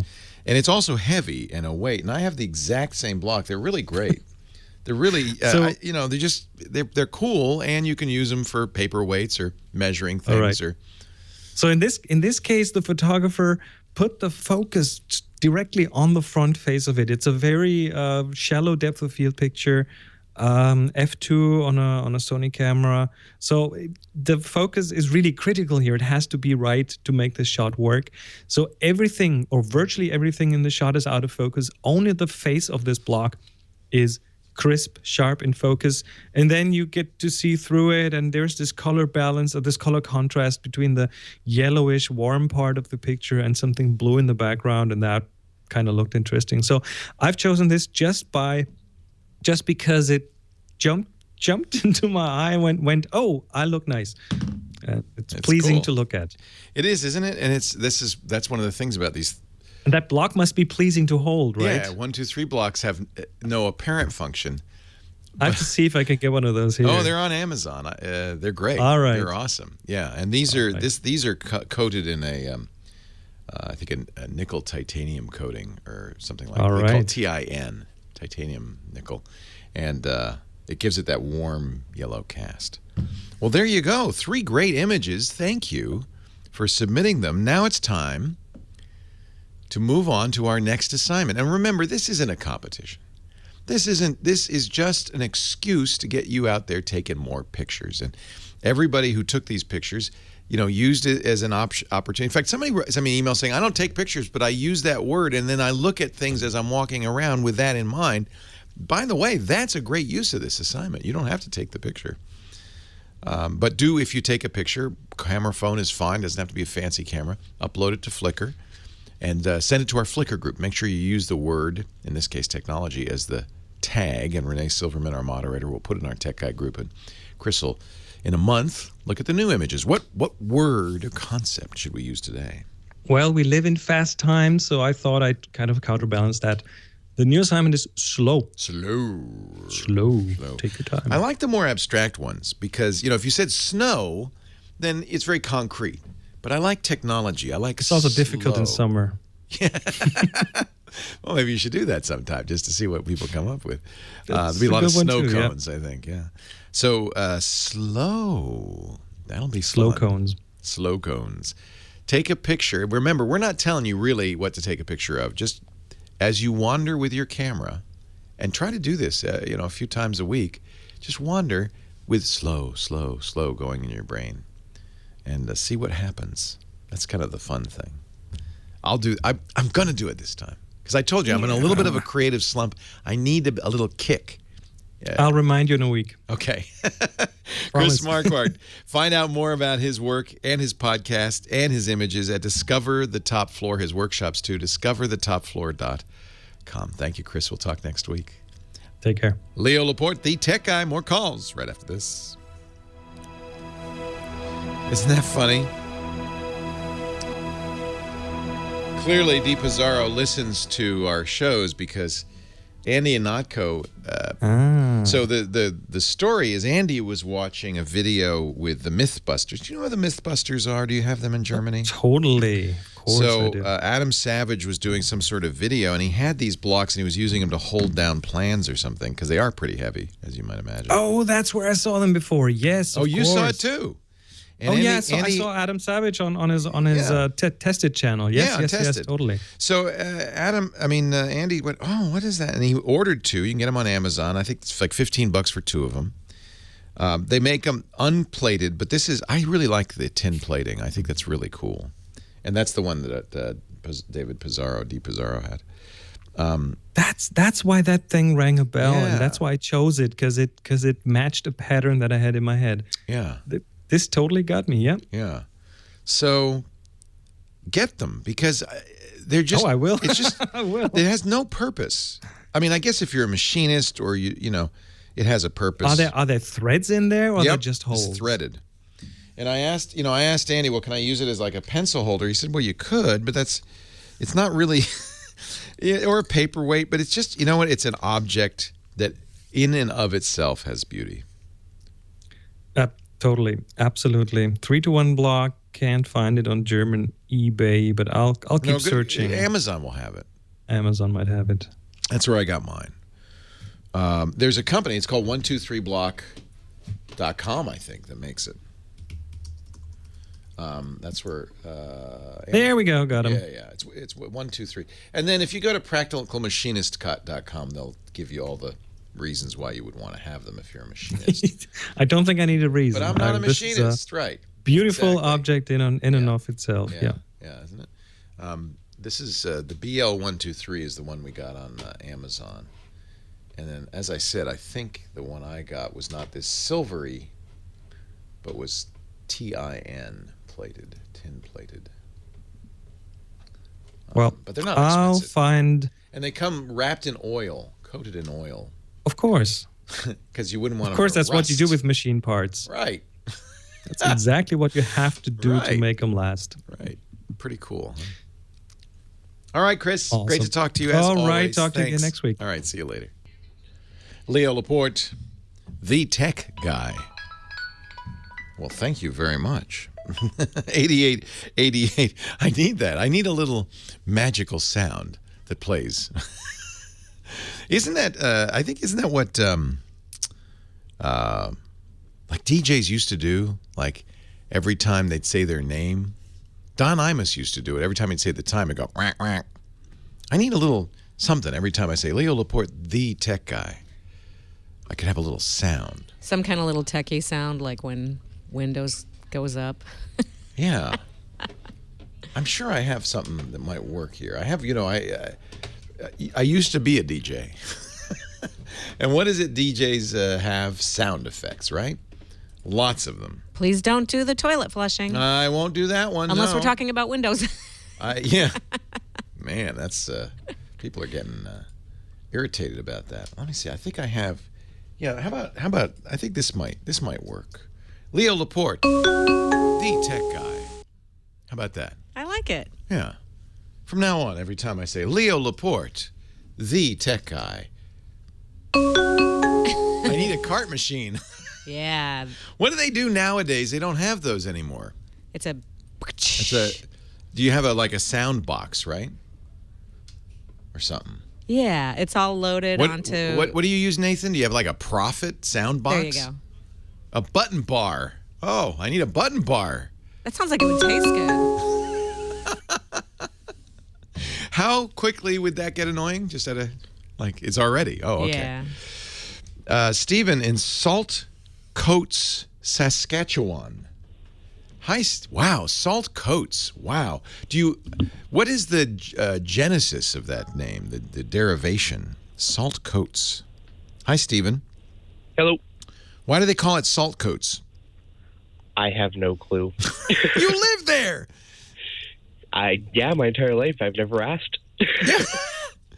Well, I guess that's true. I don't know. I live in Petaluma. Where does that word come from? In fact, no one knows. So In school, we called it pepper jackets. That's good. Hey, Pepper Jackets. What can I do for you? Well, I just bought a HTC Vive. It's currently shipping to me. Oh, how exciting. I bet you're thrilled. I really am. I bought a bunch of VR games on the summer sale for Steam. Good. Oh, I didn't know that. Is that still going on? I got to run in. Yes, they still have it going on, I think. So the Vive is a virtual reality headset. And of the three big ones that are out right now, the HTC Vive is easily the best for several reasons. One, it's got Steam behind it, so that means there's a lot of games out and more coming all the time. Two, it comes with paddles, so you have not only the visor, but your hands can be in the virtual experience. And three, it has cameras, which you position in the two corners of your space, and that means you can move around. The Oculus Rift has a camera, but it really is more of a kind of lean forward, lean back kind of movement. With the Vive, you can take a few steps in any direction, which means there's some wonderful Vive games that really you can work up a sweat. They're fun, and it's more vivid when you're moving around. So good on you. But now you have a pretty heavy duty PC, I would guess. Well, I have a pretty good desktop, but I want to take this around, showing it off to other people. Right. And I don't want to carry my big PC. Mm-mm. I'm looking for a laptop. Yeah, so the Vive, I can't remember what the specs are. I know the Oculus Rift required a NVIDIA 970 or better. And that's, by the way, not the 970M, the mobile 970, but the desktop 970. So you're going to want a laptop that has desktop class GPU in it, I would guess. Okay. And certainly they're made. The other thing that can happen, and we saw this at Computex, which was the big computer trade show a few months ago in Taiwan. A number of companies basically made backpack PCs. The idea being, with the Oculus Rift and the Vive, you're tethered to the computer. There's a wire coming off of your head. It's a fairly long tether, but you could trip over it. It's still there. The idea of these backpack PCs is you plug them into them, and now you're fully mobile. And there's no wire for you to trip over. So, but as far as I know, those are not out yet. I would guess if you go to HTC Vive's site, let me just see what they're saying in terms of specs. I would guess it's very similar. The Vive has, I would say, slightly better looking screen. Yeah, they say also a GeForce GTX N70 or Radeon R9 280 equivalent or better, i5 equivalent or greater, 4 gigs of RAM or better. It's a pretty hefty desktop. We had to build one for our ultimate VR gaming machine, and we put in the 980 titanium. But I'll tell you this, at least so far, the games, the minimum specs are adequate, or more than adequate. You don't get a lot of times with video gaming, if you don't have the top of the line graphics unit, you have to lower the quality settings. Not the case with these VR games, so far anyway. They're all lowest common denominator. They're all guaranteed to give you the same results no matter what you're using, as long as you're up to the minimum specs. So don't feel obligated to get a 980. A 970 would be fine, just not a 970M. All right. Does that make sense? Should. Do you know anyone that... Well, there are a lot of gaming laptop manufacturers. That's a good question. I don't know if, there's Alienware. There's so many of them that specialize in this. I would guess because of the advent of these virtual reality helmets that somebody would be doing this. Alienware does have an Oculus. Wait a minute, let's see. Here it is. Alienware. Let's see. They have an Oculus desktop, Oculus Ready PC desktop. I don't see one for a laptop, but I know there are laptops that have desktop class. Aren't there desktop class GPUs in them? Maybe not. These things are not only are these cards big, they generate a lot of heat. That might be challenging on a laptop. You might be better off. I wonder if you'd be better off getting a like a shuttle style case that would be portable but not laptop portable. How portable do you need it to be? Honestly, I have a full ATX case. I don't like carrying that around. No, obviously. Yeah, but if you had like a little shoebox size case, like one of these NTX cases, let's see. Yeah, that'd be probably that might be all right, right? Well, especially with the new 1080 and all that out. Yeah. Boy, I don't know. I'm going to have to ask the chat room. Does anybody make a laptop that is Vive? By the way, it could be Vive or Oculus ready. It's the same specs for both, interestingly enough. Doghouse Systems, they make great gaming systems. I wonder if they have... we've used some of their Doghouse desktops. Let's see if they have a laptop. Well, I mean, I'm just going to leave it to you to do the work. Alienware, somebody's saying, guy smiling in the chat room saying Alienware does have Oculus Rift ready laptops. So that's what you're looking for. It doesn't have to be Vive ready. Oculus Rift ready would be enough. And again, the 970 is probably the best thing. Oh, here we go. Thank you, Scooter X, our chat mod, pointing to a Tech Radar article, the 5 best VR laptops, Rift ready laptops.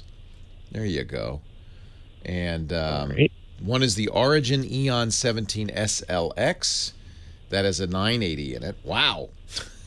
It's also a 17-inch display because, you might as well make it a big screen if you're going to do that. Alienware makes a shuttle-size case with a GTX 980 in it as well. That would be portable enough. The MSI GT80 Titan, a truly monstrous mobile gaming rig with dual 980 cards in it. All right. Again, you don't need to buy more than the base, than the minimum specs. Ryan Shrout, who works at PC Perspective and is my consultant on all of this, they build different machine builds, the ultimate dream machine and the low-cost machine. In his tests with a variety of machines, none of the games looked better on higher-end hardware. As long as you match the minimum spec, the game will look as good as it's going to. Now, that may not be the case next year, but for all the games, the crop of games this year, that's it. You're going to have a lot of fun. Limit your exposure to, half an hour at a time, because you can get virtual reality sickness pretty easily. 8888 Ask Leo is the number. We'll put all this in the show notes, techguylabs.com. That's a website that's free, open, no sign-up required, and every answer to every question is there. techguylabs.com.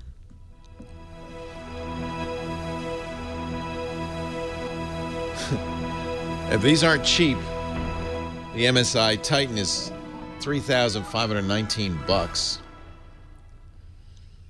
and weighs, it must weigh 9 pounds. It says roughly the size of a small barge, and battery life is the bits. And the Aorus X7 DT. Oh, this is one you could wear on your back. At least that's what that guy is doing. Yeah, well, I think if you're wearing a VR helmet, the nerd factor, you pretty much have given up, basically. You're not expecting to get dates anytime soon. I'm Leo Laporte. No, that didn't work. I'm Leo Laporte. I gotta get the timing right. I'm Leo Laporte, the tech guy.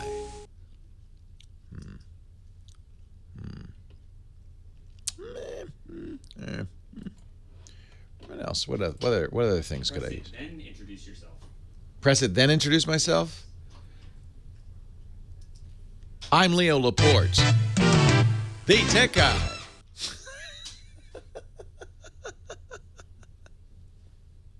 Okay, maybe not that. How about, let's see. I'm Leo Laporte, the tech guy. Does that work for you? No? Here's a good one. I'm Leo Laporte, the tech guy. Could work. As long as the folks at A Current Affair don't, that mind. I'm Leo Laporte, the tech guy.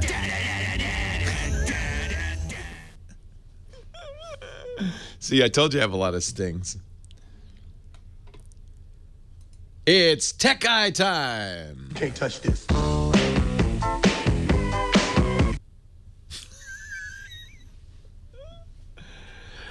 Let me think here.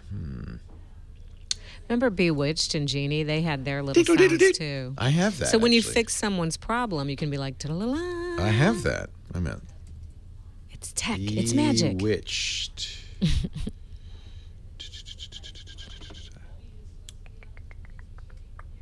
Pretty sure I have that Bewitched sting somewhere. Problem is, I have so many, and they're not really well categorized. That's probably in TV sounds, you know. It's like, hey, it's time for Leo Laporte, the tech guy. Leo Laporte, the tech guy.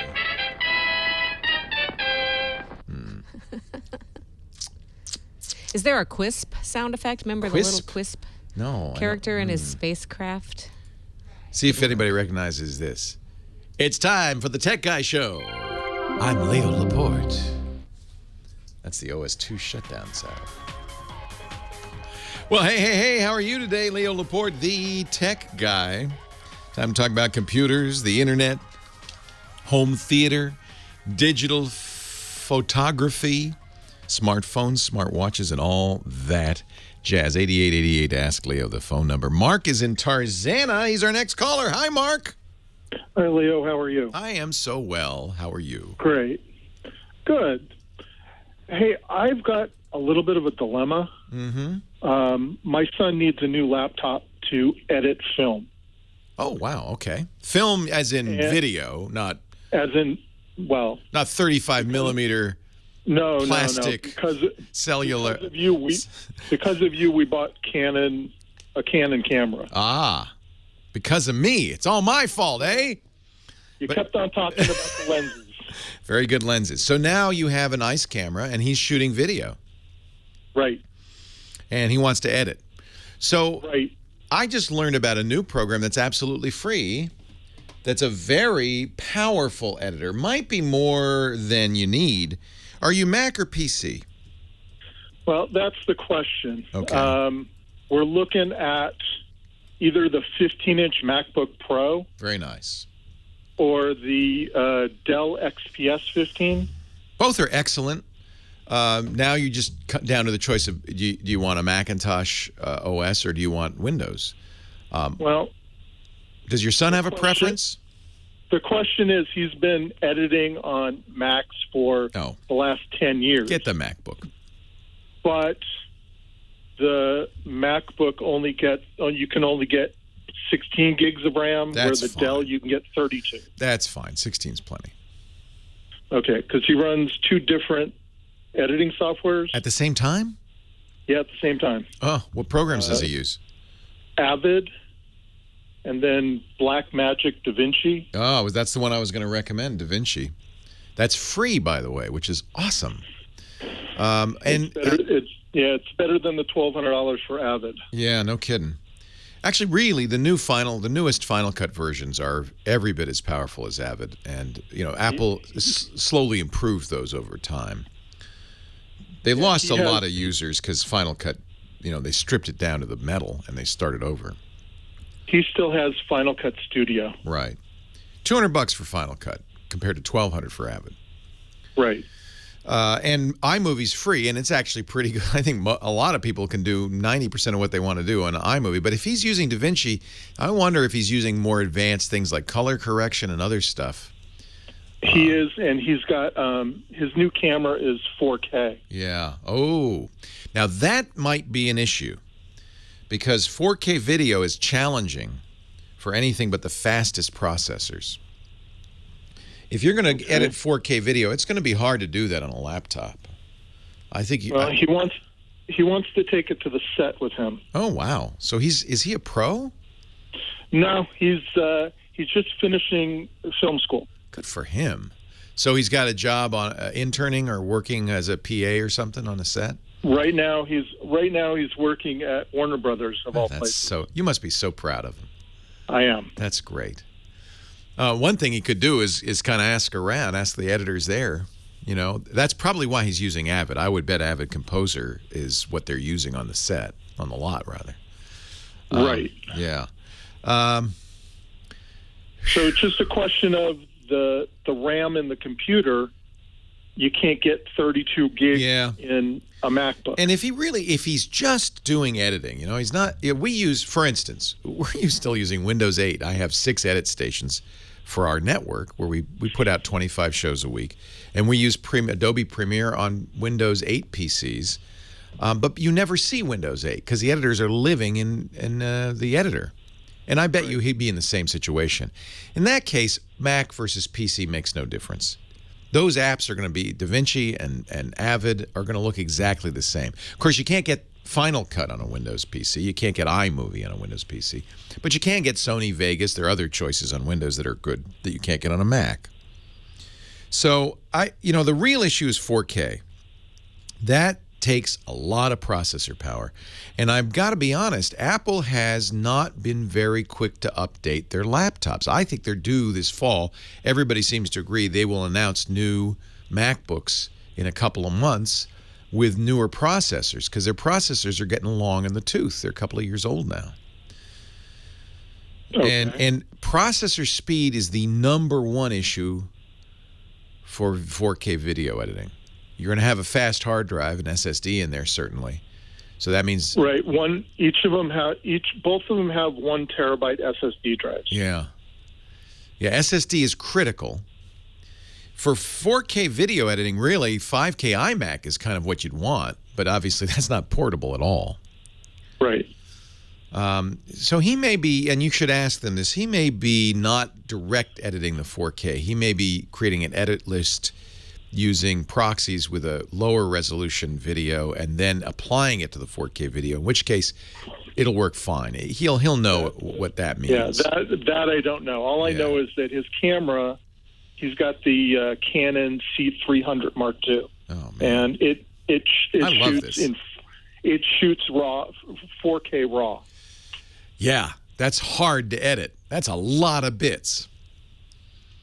So no Mac laptop's going to be adequate to that, in my opinion. You're not going to get full frame rate on anything. Okay. One last question. Yeah. In my local shopping center, there's a Microsoft store. Yeah. And the Microsoft store sells the same XPS 15 for $700 less than the Dell website. Really? Really. And it's identical? Identical. Well, that'd be a better place to get it, especially since they'll support it. Okay. The only difference is that you don't get Dell support. Yeah, but you get Microsoft support. Right. You bring it to the whatever they call their Genius Bar, their Wise Guy Bar, and they support it. Which, as long as you're there, you can bring it there. I think that's probably superior than phone support with Dell. Absolutely. Okay. That's a PC is going to give you more bang for the buck. You've already noticed that. Apple gets a premium. Yeah, Apple gets a premium, and their hardware's old. So I would say, get the PC. Okay. Given that $700 differential, that's great. And it's going to be very hard on a laptop to edit 4K video natively, but there are ways to do it with lower resolution imagery, which is fine. You get an edit decision list, an EDL, and then you process it later. When he gets more serious, he's going to be working somewhere where they have all the heavy-duty hardware. I'm sure Warner Brothers has some pretty heavy Avid Composer setups that barely look like computers. They're probably Macs, but they barely look like Macs because it's all dedicated hardware. It's hard to do 4K. So Alan Webb in our chat room says he has the Dell XPS 15. It's an i7 4K display. He says it flies, but are you able to edit 4K video is the other matter. Because remember, 4K RAW is not even compressed. I mean, that is, or very slightly compressed. That is a lot of bits per second. A lot of bits per second. That's exciting, though, isn't it? And what a good skill to have. And I can understand as a dad, you're a good papa. You're supporting him on getting the tools he needs so he can go forward in this business. It's a shame that Apple isn't keeping this stuff more up to date. I think they've kind of abandoned the pro market. So you know what? Get a Windows machine. Sad. Kills me to say that. Right there. Or maybe that's just heartburn. 8888. Ask Leo. The phone number, website, techguylabs.com. What do you think? Am I wrong? Am I right? Call me. Let me know. Chew me out. It's okay. Leo Laporte, the Tech Guy. More of your calls still to come. Stay right here. Tech Guy Podcast brought to you this fine 3rd of July by our friends at Epson, makers of the EcoTank, fabulous EcoTank printer. You know, the real challenge, I've been trying to help my mom. She needs a new Epson printer. Actually, she has an Epson printer, but she needs a new one. It's time. It's been a few years. And the challenge is, well, I know I'm going to get her an EcoTank. You know, it's funny. My mom said, she said, well, the problem is every time I run out of ink, I have to wait till my grandson, Grady, comes over because Grady knows how to put in the ink. So it's really not a question for me. I know what I'm getting her, an EcoTank printer. The question is, which EcoTank? They're a broad range. So some of the EcoTank printers use that fabulous precision core technology. I'm a big fan of that. That's the one we got, the ET4550. Precision core is the highest quality dot, 40 million dots a second inkjet printer. Comes from their industrial line of printers, and it's amazing. You get vivid colors, you get laser quality black text, you get auto two-sided printing, 30-page auto document feeder. Actually, Mom will use that. She scans, documents in and newspaper articles and things, magazines. It prints wirelessly, too. She's a big iPad user. Easy wireless printing from tablets. She also has an iPhone. No problem there. She said, I want wireless because I don't like to have to go over to the printer. I just want to print from the house, anywhere in the house. And I said, Mom, I got you covered with the Epson EcoTank ET4550 wireless all-in-one printer. It doesn't use ink cartridges. Grady, sorry, you don't have to come over and do this anymore. Instead, it's got an innovative refillable ink tank. And by the way, this is why it won the CES 2016 Innovations Award honor. Because, here's a printing company saying you don't need to run out and get more cartridges. You can print for up to 2 years with the ink that comes with the printer. In the case of the 4550, 11,000 black pages, 8,500 color pages. Grady will be in college before you need to put more ink in this, Mom. Now, Mom doesn't need this, but if you're in a business, the high volume WFR 4640 comes with an EcoTank as well, and you refill it with pouches, not the bottles, and that prints 20,000 pages, color or black and white, in between reloads. Now, the nice thing is when it does come time to buy new ink, the ink is 80% less expensive. 80% less. You're going to save big time with your EcoTank. The Epson EcoTank system was named the 2016 Small Biz Windows Printer of the Year. But we've got it in the house, too, because I love it. And Mom's going to like the Creative Print app. She's been putting a lot of stuff on Instagram lately. Mom, you can print your Instagram and Facebook photos right from the site to your printer. You can download the app and create personalized photo collages, custom greeting cards, stationery, coloring book templates. You can even print photos right onto CDs or DVDs. And, of course, be creative on the go. With the Epson Creative Print app, you can print from your mobile device to a variety of compatible Epson all-in-one printers right on the network. That's what Mom wants. Not just for moms, for everybody, home and office. There's nothing better. The EcoTank Super Tank printers will transform the way your home, your office, your work group, your mom prints. For the best combination of ease and value, turn to the new Epson EcoTank printers. That's epson.com/EcoTank. And we thank Epson so much. They have been huge supporters of Twit and the Tech Guy podcast, and we really appreciate that. Epson.com/EcoTank. Oh, you're right. Dad should get one too, shouldn't he? Moms, dads, everyone, kids, boys and girls, children of all ages. Leo Laporte, the Tech Guy, 8888 Ask Leo. Back to the phones. Walt in San Diego. Hello, Walt. Hey, Leo. How you doing today? I'm fantastic. How are you? I am doing fantastic also. I'm Great. sitting on my boat down in the harbor in San Diego. Oh, you're making me jealous now. Yeah. How But nice. no, I got a lot of work to do on it. Yeah. I want a boat so bad, but then everybody tells me, no, it's just a money pit. It is. But DOAT stands for break out another 1,000. But you get to sit on your boat on a Sunday afternoon and enjoy the beautiful weather and the water lapping at your stern. Yep. The bilge pump cranking around. Yeah, it's great. Hopefully it doesn't have to. What can I do for you today? Okay, I'm a ham operator, and I'm going to be sailing. So what I'm trying to do is I'm trying to look for a touchscreen, Windows-based touchscreen tablet large enough to handle the Navionics software, as well as possibly Ham Radio Deluxe. What fun!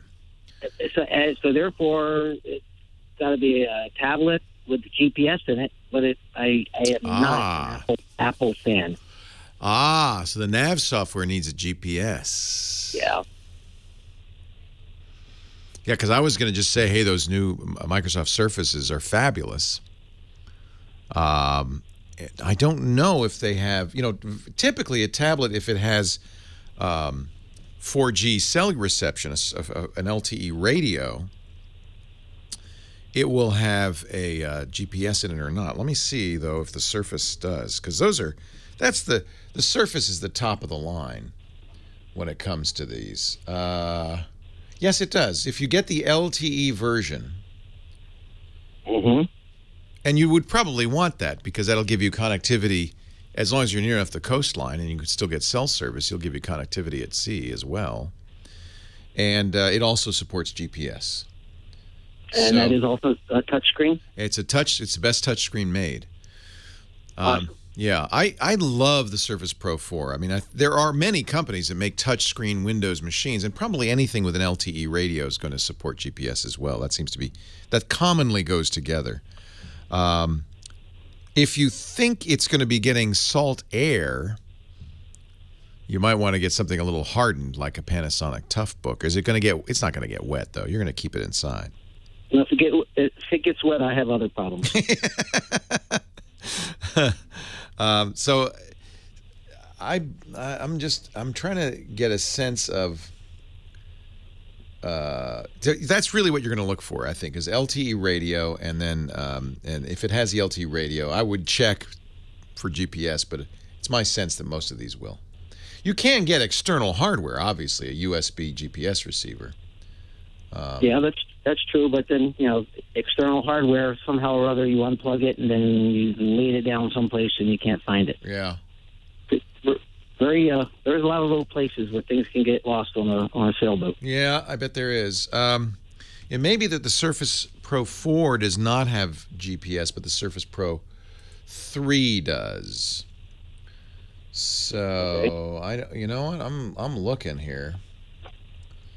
Boy, I'm going to have to check around. Maybe somebody in the chat room can help me do some research on that one. But there certainly are laptops with GPS, and you'll get LTE along with that.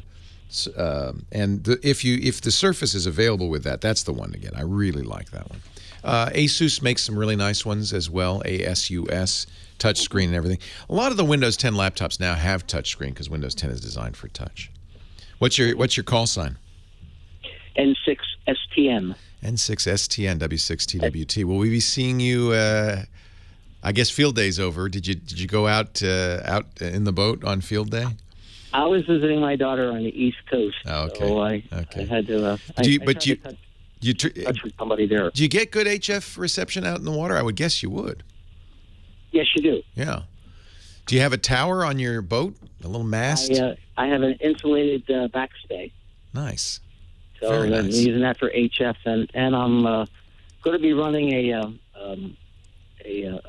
about a 4.5-foot fiberglass reinforced antenna on the top of my mast to handle my VHF, UHF. It's a very natural thing. You already have a maritime radio anyway. You have to. And what fun to do ham. And there's no interference from neon lights and bad transformers and all the stuff that cities just really ruin ham radio reception. Yep, that's for sure. That's great. Well, have a safe sail and enjoy your new setup. Sounds great. Okay, thank you much. Take care. Yeah, I think, I'm trying to, it's difficult for me to do the Google search while I'm talking, but it looks like there are some surfaces that have GPS. The Surface 3 tablet has GPS if you get the LTE model. Somebody said in the chat room the 4 does not. You add the $100 LTE modem, you get a GPS and GLONASS support. So that's good. That's good. Moving on to Joe in Oceanside, California. Hi, Joe. Leo Laporte, the tech guy. Hi, Leo. How are you? I'm great. How are you? Great. First-time caller. Love your show. By the way, I think if you hurry, you can get the Surface Pro 3 for a discount because I think they're discontinuing it. At least I think they're stop making it. So what can I do for you, Joe? A couple Windows 10 questions. Yes. Love those Windows 10 questions. Can you tell? What's up? Haven't done it yet. I'm still on Windows 7, but I've read a couple of things and I just wanted to get your take on them. I'm using Google Chrome as my default browser, and I understand that Microsoft doesn't let you do that on Windows 10. Yes, they do. No problem. That's what I do as well. So there's nothing special you have to do except go into settings and Yep, it's the same as it's always been with Windows. You can have any default browser you want. They have a new browser called Edge. Windows 10 comes with both Edge and Internet Explorer. And as they've updated Windows 10, in fact, the big Windows 10 anniversary update, which comes out August 2nd, will add a lot of features to Edge, including plugin support that should make it pretty usable. It's the prettiest browser on Windows 10, but Chrome works fine, and I'm dependent on Chrome plugins and Chrome syncing, so I use Chrome all the time on Windows 10. Because I read something that Windows just came out recently with a note that they don't let Cortana do anything. Oh, Chrome, but right. You still have Chrome as your browser. Right? Yeah, but Cortana's different. Yeah, Cortana's their voice recognition, and I wouldn't be surprised. Right. And I would probably keep that turned off anyway. Yeah. So, and then the other thing is they said that you have to uninstall Microsoft Essentials before you upgrade because people are having problems with Windows 10 not recognizing both Defender and Essentials. But even though they are the same thing, they're having problems with the antivirus. That I have not seen, but if people are reporting problems, it may be a problem. In general, I always like to do a clean install. The Windows 10 upgrade, by the way, you only have another month to do that, does upgrade in place on top of. My suggestion is you do that, you activate Windows 10, that ensures the license, and then do a clean install anyway. Leo Laporte, the tech guy. Sorry, I had to cut that off because we ran out of time, but yeah, okay. You can, most people don't have problems with the upgrade in place. You're on top of it. But so I would try it and see. If you do, though, once you've activated Windows 10, that machine owns it. So then you can go out and download the ISO and do a pure clean install. And generally, that's the best way to do it anyway. Okay, I guess. I would just try it. And I haven't had any problems. I upgraded a number of machines. But you do want to hurry because you only have a month left. Yeah, I know. I only have a 150 gigabyte hard drive, and I have Windows 7 on there. It's using about 100 of that. So will it? Yeah, no, that's fine. Will it upgrade over that without upgrading in the problems? Oh yeah. Okay. Yeah. All right. Like I say, I can't give you a 100% guarantee, but they've got the upgrade process down pretty well. It works very, very well.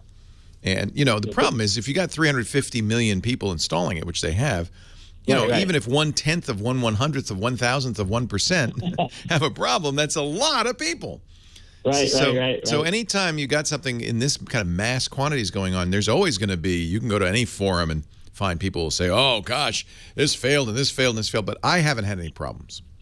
Okay. I did back up my 7 with Macrium. Exactly. Do a Macrium image. Absolutely. That's something Microsoft doesn't tell you to do, and I wish they did.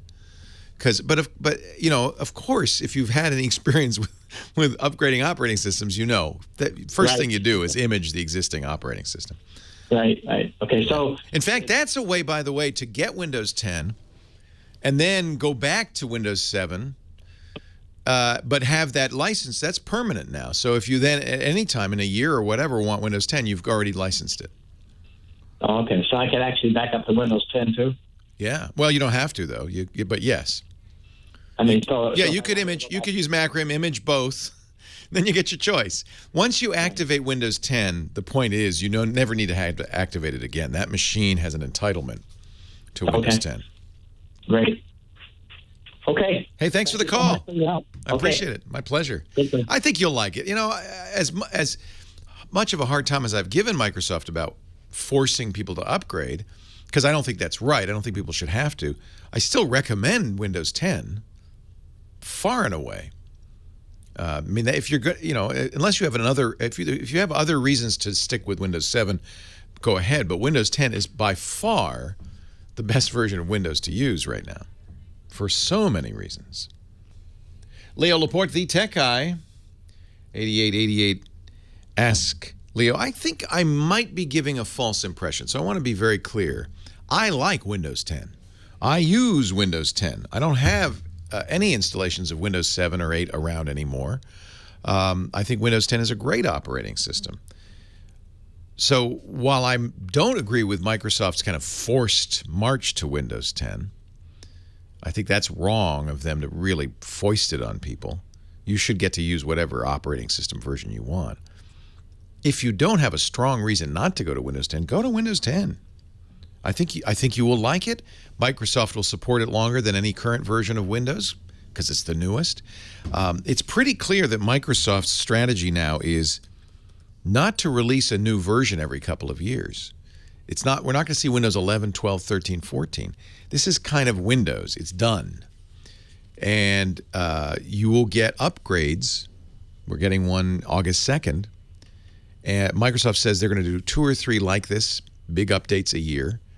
And as far as I know, they're going to continue to be free once you have upgraded to Windows 10. So if you're buying a new machine, buy it with Windows 10. If you have the option to upgrade your Windows 7 or 8.1 to Windows 10 and you've been putting it off, you've got one more month to decide. I would do it.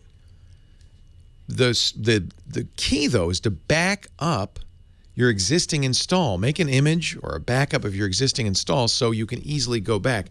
In theory, if you upgrade, if you accept Microsoft's offer of a free copy of Windows 10 and you upgrade, in theory, you will have 30 days to roll that back.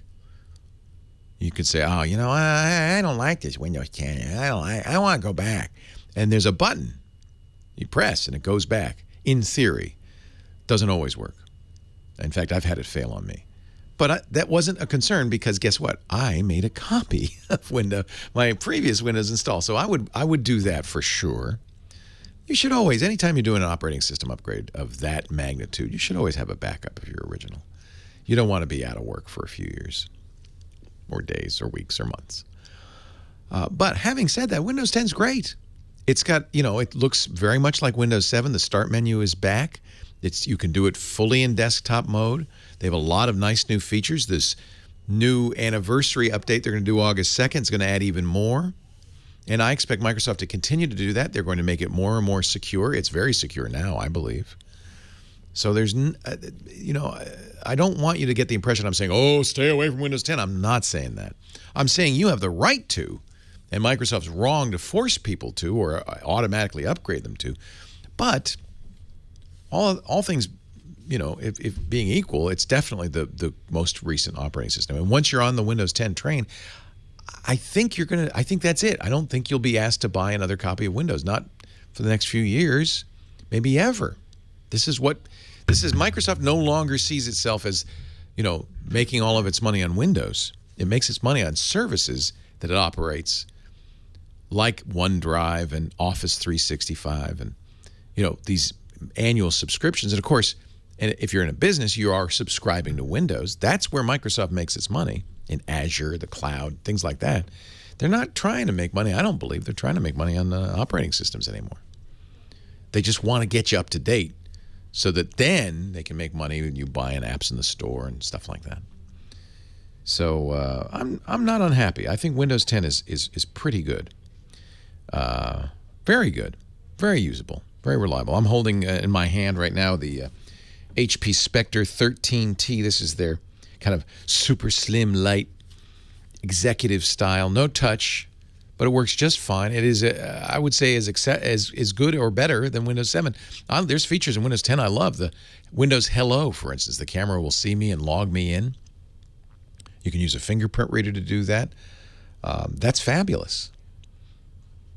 I do believe it's more secure. It comes now with a built-in antivirus and anti-spyware. They've done a good job. So don't let me scare you away from Windows 10. I'm just defending everybody's right to say no. You should have that right. And by the way, I am not recommending I like Microsoft's Surface tablets, but I am not recommending Microsoft's Surface Book notebook. It is overpriced and buggy, and I'm sad that I bought this. I'm sad. I thought, it's cool with that cool hinge and it's detachable. No. Dell makes excellent Windows 10 notebooks. Do get a touch screen. I think that's a good idea. This HP is notable because it's very thin and light, but it doesn't have a touch screen. It doesn't have the Windows Hello camera. So maybe it's not the best choice. The good news about Windows machines is there's a huge ecosystem and lots of choice. Brenda, listening to WFPA. Hi, Brenda. Leo Laporte, the tech guy. Hi, Leo. Yeah, it's good to talk to you, Brenda. Good to talk to you. Yeah, you're in Fort Payne? Fort Payne, Alabama. Wonderful. So nice to have you and all the folks listening in Fort Payne. Thank you. What can I do for you? I need to upgrade from Windows 8 to 8.1. Yes, you do. Upgrade to Internet Explorer 11. Yeah, and before you can upgrade to Windows 10. Right. Yeah, so definitely you want to do that. But the 8.1 installation wants Sentinel runtime drivers uninstalled, which I don't have, but Microsoft Answers website says install the drivers and remove them.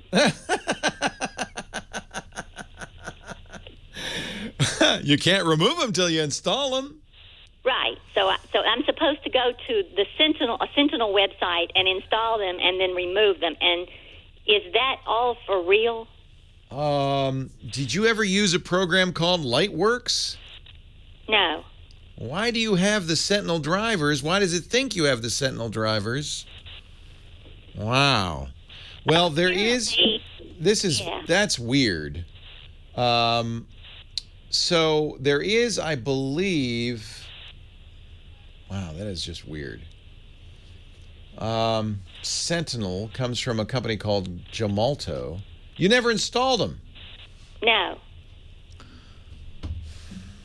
It sounds like you. It was one of the preloaded. Oh, yeah. Okay, that's why. So you did have it, because it's one of those stupid trialware antiviruses.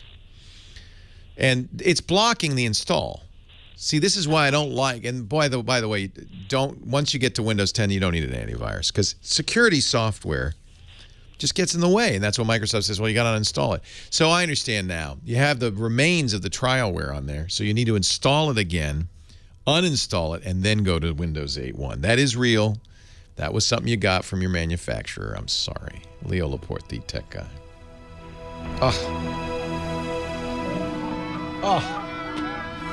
I'm wondering if Gemalto has a uninstall. It would be nice if you could just uninstall it. So do you understand that, Brenda? I guess this came with your computer. Who made the computer, just out of curiosity? I believe it was Home Shopping Network. It's an HP computer. Yeah. So either HP did or Home Shopping Network did, and probably that was in the big checklist of all the great things you get with this computer with only 3 low payments of $99.99. But when I search for them, I don't find them. Yeah, it's a Gemalto. GEMALTO.com. That's the antivirus they installed on there. But if you, they have. In fact, I just had the page here. Let me look. It's under Sentinel Customer.SafeNet-Inc. There's a customer community, and they have an installer.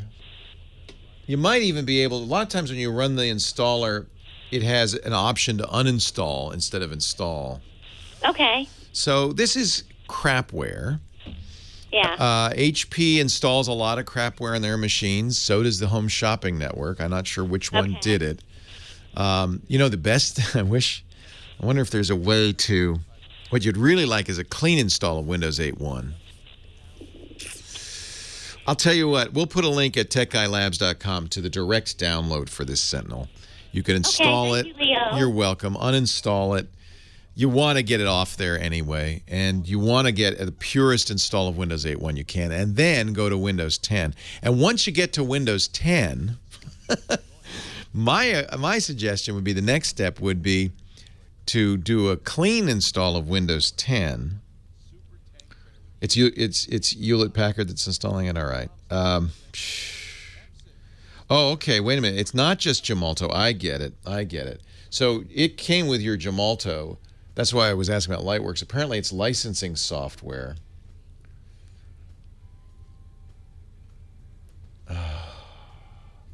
Okay. So Scooter X in our chat room says, and he's very reliable, he says that this was a, here I have it here. He says, Sentinel is a licensing software that can be embedded in other programs. That's why I was seeing Lightworks as well as Gemalto. So superuser.com had an article about it. If you installed Lightworks, you could have it. You also got it from you could have it from Gemalto. So safenet-inc.com/Sentinel downloads. You install the GUI drivers. That's the thing that you want to get rid of. You install that, then uninstall them and restart. And the Windows 10 install is continuing. Is that a quote, Scooter, or is that you? Yeah. Oh, that's from answers.microsoft.com. So we're going to put all of that in the show notes. I get it now. It's licensing software. So there's a variety of programs it could have come with.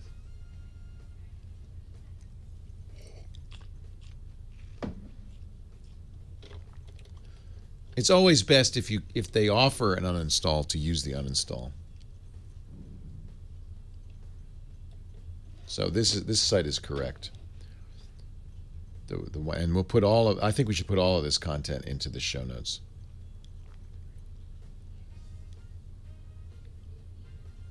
Crazy.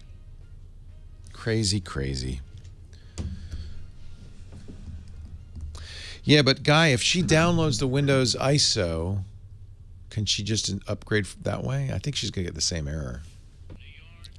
Excellent choice for our Independence Day weekend. Woody Guthrie. This land was made for you and me. So I did a little more digging, and thanks to our chat room and Scooter X and others in the chat room. These Sentinel drivers, it turns out, are used by a variety of programs. It's a license. It's a licensing program that other companies like Lightworks will buy and install with their software so that they can prevent piracy. And you may uninstall the software, but the licensing stuff sticks around. Windows doesn't like it. We are going to, for Brenda and all of you who experience this, we're going to put in the show notes a Microsoft support thread, some links. The easiest way to get rid of it is to install the GUI drivers. They call it the GUI runtime installer. We'll put a link to that, and then uninstall it. That is kooky, I know. It's sad. It's sad. Sue in Marcos, California. Hi, Sue. San Marcos. Hi. Leo Laporte. San Marcos. Yeah, Hi, San Leo. Marcos. Thanks for taking the call. Thanks for calling. I have a third-generation iPad, which has thousands of photos on it. I have now backed them up to the iCloud photo library. Yay! Well, yay and yeah, we'll see. Oh, why? I've tried to delete them from my iPad, and I get a message saying this photo will be deleted from iCloud photo library on all of your devices. Yeah, you don't want to do that. How do I make some more room on my iPad? Okay, so the first step was doing exactly what you do. Just make sure that those photos are there. Log into your iCloud account on the browser, on a computer, and you should see all your photos there. That means they've been now backed up there. Those photos on iCloud are the originals. Okay. They made copies of the originals. What is supposed to then happen, and maybe you didn't check this box, right underneath the iCloud Photo Library box, there is a box to say, let iCloud Photo Library manage my photos. Because what will happen then is it'll make room on your... This is Apple's solution to the problem so many people have, which is, what do? I filled up my iPhone. I don't have any room for pictures. And I know people who go out and buy new iPhones because of that. So Apple's kind of thinking, well, okay, so we're going to make a solution for people who just don't understand any other way. Your problem is you're too smart. You think you need to delete them. You don't. And you're right. I'm glad you stopped because it would have deleted it everywhere. Right. What you want to do is turn on Let iCloud Photo Library manage my photos, and then what it does is it makes room on your iPad by putting smaller thumbnail versions of the most recent images. It may even clear out some of the older images. Ideally, you'd have all the same images in your iPad, but lots more space. Well, it says I don't really have a place to check mark that. It says if I go to manage storage, it says to free up storage, manage your photo library and Photos app. Yeah, no, you don't want to do that. You want to, let me go here. I'm looking at my own iPad, which thank you will help me understand this. So you're in Photos and Camera, and you turn on iCloud Photo Library and Photos and Camera. Oh, okay. Yep. Okay, and then when you turn that on, that's now they're going to start the backup. And then you're going to see below it. You don't see it until you turn that on. Okay. Optimize iPad storage or download and keep originals. You're in effect using download and keep originals. You have all the originals on your iPad. You don't want that. You want to optimize iPad storage. What it will then do is delete. It even says if your iPad is low on space, full resolution photos and videos are automatically replaced with optimized versions. Full resolution versions are stored in iCloud. That's the only option. Okay. What you want to do, you can do, but it's not using iCloud Photo Library. In that case, what you'll do is you'll hook your iPad up to a computer, copy the photos off your iPad. You need to make sure you have a full copy of them. And then you can manage your storage and delete those photos. That's the old school way of doing it. Right. Is there any kind of app or anything that I can look to see if I have duplicates of photos? Because it's telling me I have like 12,000 photos, which I find hard to believe. It's supposed to, well, maybe not. It's supposed to not make duplicates. Okay. In theory, you're not supposed to have to worry about it. Here, I'm going to give you a second path, a non-Apple path. Download Google's Photos apps. Do you have a Google account, like a Gmail account or anything like that? I do, and I also have Amazon Prime. Oh, you're golden. Use all three. So I'm afraid of. Well, I would, because it's not going to duplicate anything, but it will make sure you have backups on 3 different clouds. Okay. So Google Photos is unlimited free storage of reduced quality. It's not noticeably reduced. Okay. So you turn that on. That'll give you a second backup. This is in case you accidentally hit the button that said delete it, and it deleted it from iCloud. Don't worry, because you still have it on Google. And Amazon Prime, same thing, unlimited backup of your photos. Okay. Use all 3. No reason not to. Once you do Google or Amazon, then you can use that method that you were thinking of, which is manage my storage, delete all photos. Okay, and then they'd still be on the Amazon and they'd still be on the Google Photos? Right, but they wouldn't be on the iCloud anymore. But they won't be on the iCloud. Got it. All right. I think that's it. Thank you so much. You're very welcome. This is the confusion that comes because Apple's trying to make it easy. There are and the problem is too much. You understand what's going on, Sue, so you want to do what a normal person would do, delete the photos. Oh, no, because then you're deleting copies everywhere. Thank you, Apple. So in trying to make it easy, I need is a, because what we used to say, and it's so inappropriate, is say easy for your mom. I don't want to say that. That's rude. My mom is super sophisticated computer user. I'm not going to say easy for my mom because she knows what's going on. I need to make a new metaphor for the normal computer user. We'll call him Herbie, who doesn't really understand anything. Herbie took a lot of pictures on his iPhone. It's full. Herbie was about to buy a new iPhone. So I said, and Apple said, oh, no, Herbie, Just turn on that iCloud photo storage. Now, it may turn out that you have to buy additional photo storage from iCloud, but it is not expensive. It will only be another $1 or $2 a month. Herbie says, okay. Herbie's fine, because Herbie doesn't know better. Problem is, you're too smart. You did that, and then you go, well, now I want to delete those photos. And that's not what you want to do, because now, see, if Herbie did that, oh, my goodness, I deleted all my photos. So make sure you have a backup that's not on Apple. Oh, man, why do we? A non-Apple backup that's a real, normal user backup, non-Herbie backup, and then you can delete all the photos. Or be a Herbie, but don't delete your photos. 1 minute, Ken, in Orange County. Leo Laporte, the tech guy. Maybe I can help you fast. Ken, are you there? Yes, I'm here. What can I do for you? Hey, I just got a unique Q500 4K drone. And Ooh, what fun. Yeah, I'm a retired photographer, and I thought I'd start doing aerial photography. It's all the kids are doing it. Yep. So I bought a SanDisk micro SD XC UHS-1 card, but when I'm recording with that, even at 1080p video, the video recordings are terrible. The frame rate's bad. Yeah, and the Unique does 4K, so you need a fast card. They will tell you, I think, what the minimum micro SD is in there. Will they? In their booklet, it reads any class 10, and this card I have is a class 10, but it's terrible. So I'm just wondering, what would you or your listeners think is the minimum? Get the fast. Well, I don't know what the minimum is, but you know what? It's so cheap. To get a fast SanDisk card. Get the fastest card they make, which would be 40 megabits a second, and you won't have problems. Leo Laporte, or even 95. Leo Laporte, the tech guy. Well, that's it for the Tech Guy Show for today. Thank you so much for being here.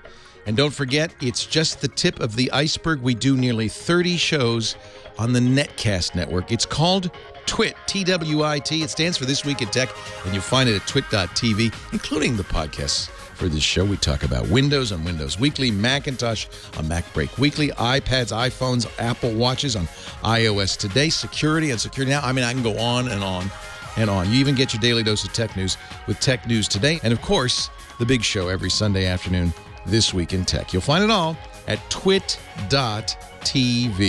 And I'll be back next week with another great Tech Guys show.